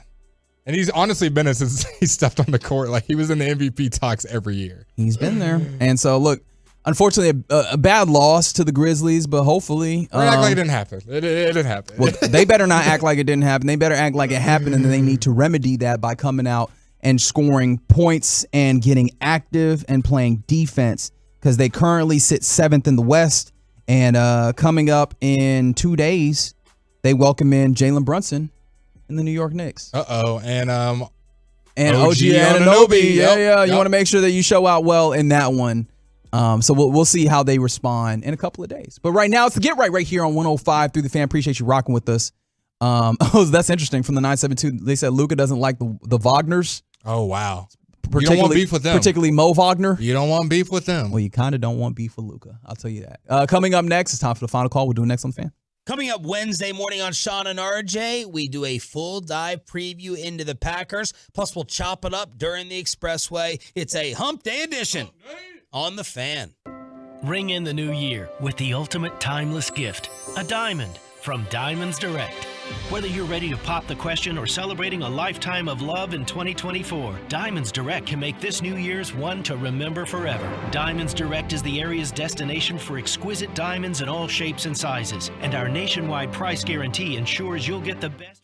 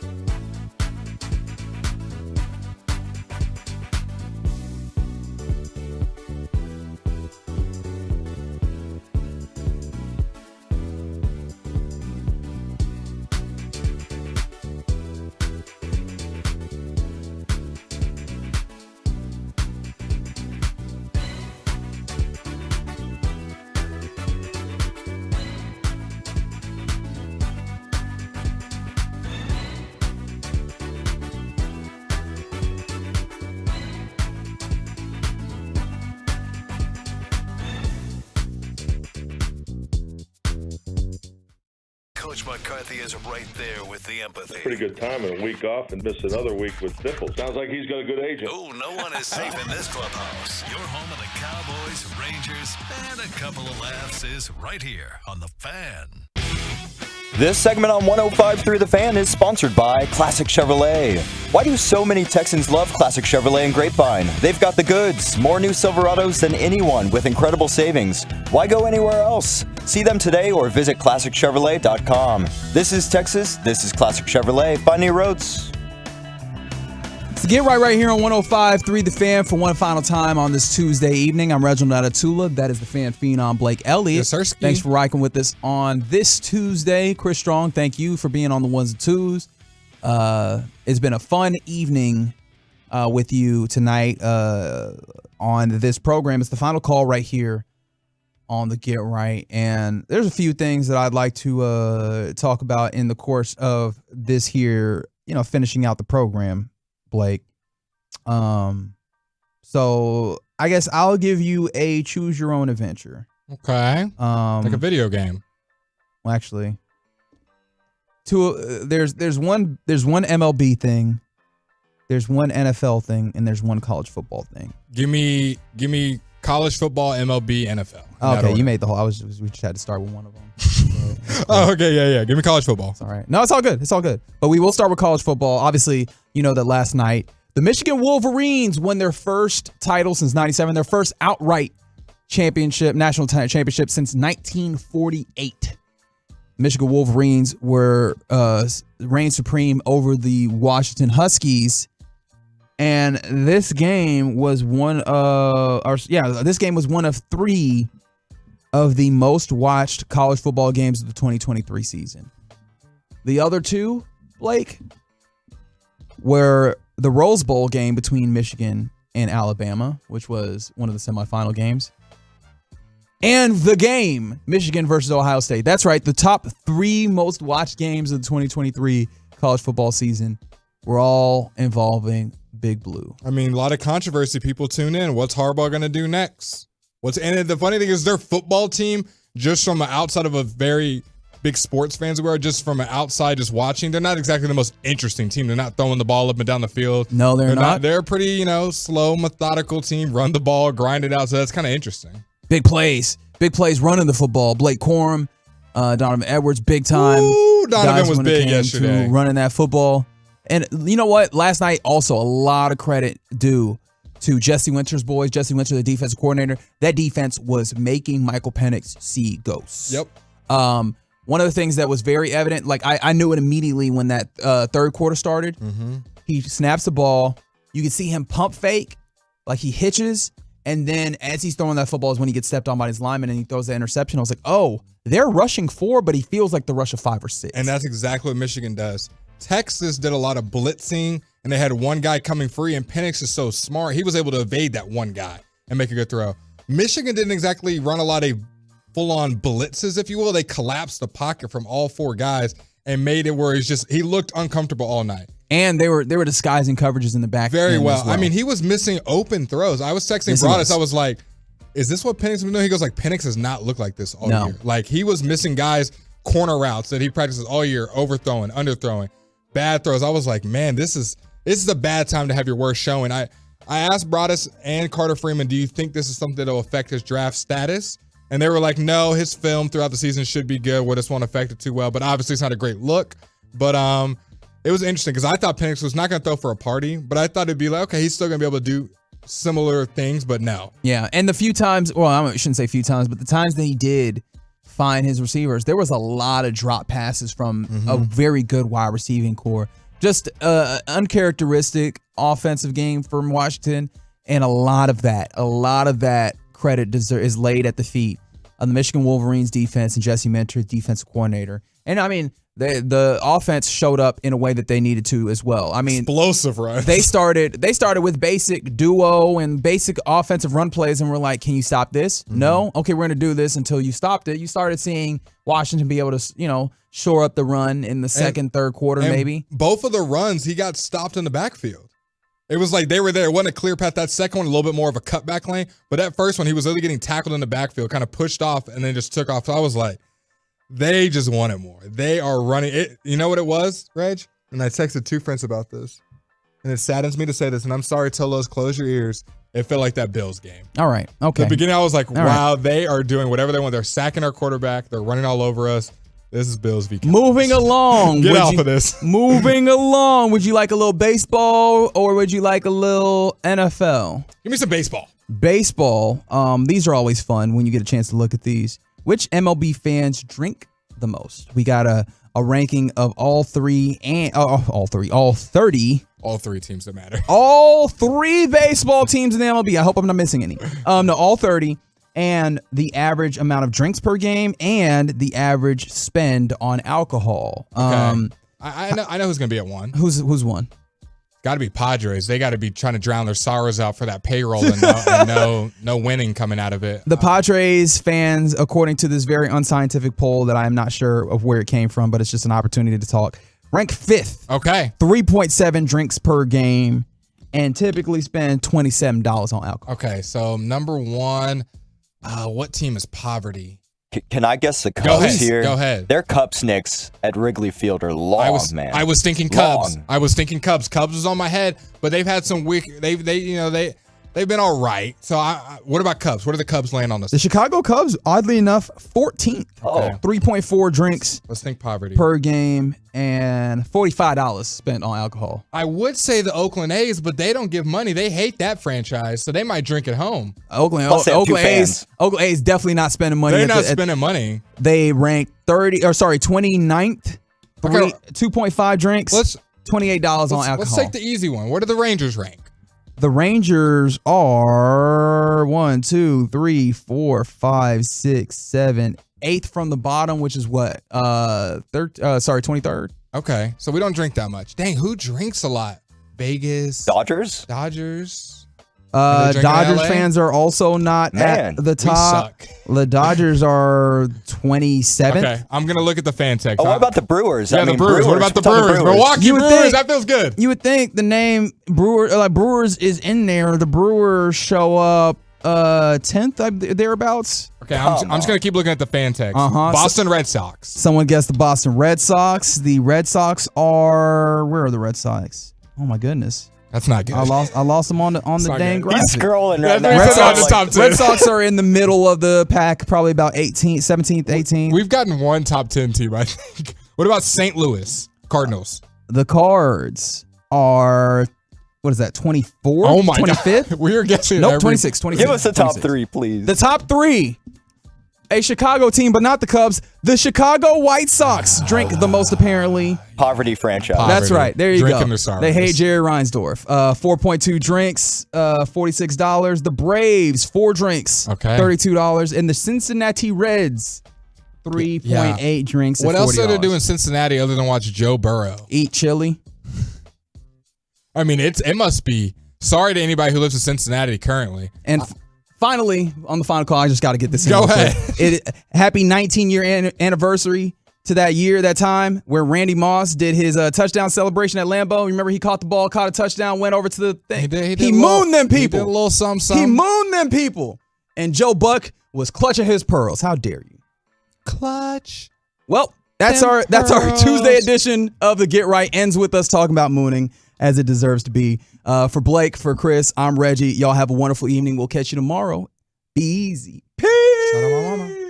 Hey everybody, Garth Brooks here. I wanted to invite you to check out the Garth channel over at TuneIn. It's the station where you can soak in all the Garth stuff, discover the stories behind the songs, and dive into the music that I'm absolutely in love with. And it's commercial free. All you have to do is head over to TuneIn.com or grab the TuneIn app from your app store. And the best part, I guarantee you'll never be able to guess what song is coming next, but you will know it's one of the greatest songs in history. And they play some of mine. It's the Garth channel, exclusively on TuneIn. Let's call it like it is. Everyone's disposable income is getting squeezed right now. Your subscriptions are more, gas is more, coffee is more. You name it, it's more.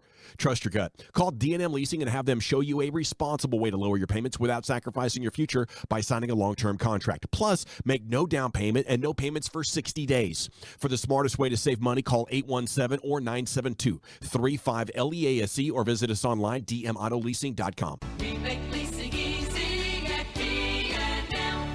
Yeah, we're replacing the carpets too, so don't worry about that. No fresh powder yet, but Dan's ski lodge has an avalanche of projects. Those 4 rooms are getting hot tubs. He needs a staff engineer to navigate a flurry of new requests. And all of those will be fully ADA accessible. Indeed can help him hire great people fast. I need Indeed.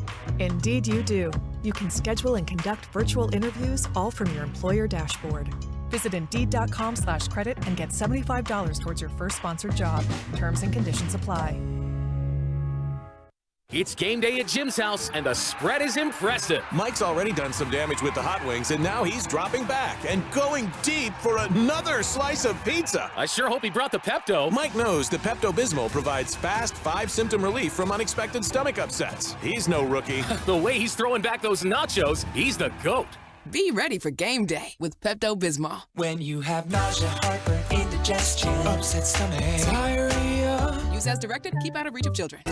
I'm Pete Thompson with a consumer team alert. With colder weather coming, don't be fooled by the quickie 30-minute tune-ups that many companies do. Call the on-time experts now. They'll thoroughly disassemble, clean, and reassemble your HVAC system and give you a no-breakdown guarantee, so you know you'll be warm this winter. Normally, this tune-up is $199. For new customers that call right now, you'll pay just $59. Go to theontimeexperts.com. Theontimeexperts.com. Prescriptions require an online consultation with a healthcare provider who will determine if appropriate. Restrictions apply. See website for details and important safety information. Subscription required. Price varies based on product and subscription plan. Hey guys, did you know there's a generic form of Viagra that works just the same, but is 95% cheaper? And you can get it online? Go to hims.com/joy. Through HIMS, you'll get a free medical consultation, discreet shipping if prescribed, and the process is 100% online. To start your free online visit, go to hims.com/joy. That's HIMS.com/JOY. Jackson Hewitt has a plan to get your tax refund fast with a buck here, buck there. Here a buck, there a buck, everywhere buck. You don't have to wait weeks for your tax refund. Get money sooner with a no-fee refund advance loan at Jackson Hewitt. On this loan, there's a money today guarantee. E-I-E-I-Do. Don't settle for chicken feed. Get fast bucks at Jackson Hewitt today. No-fee refund advance loans by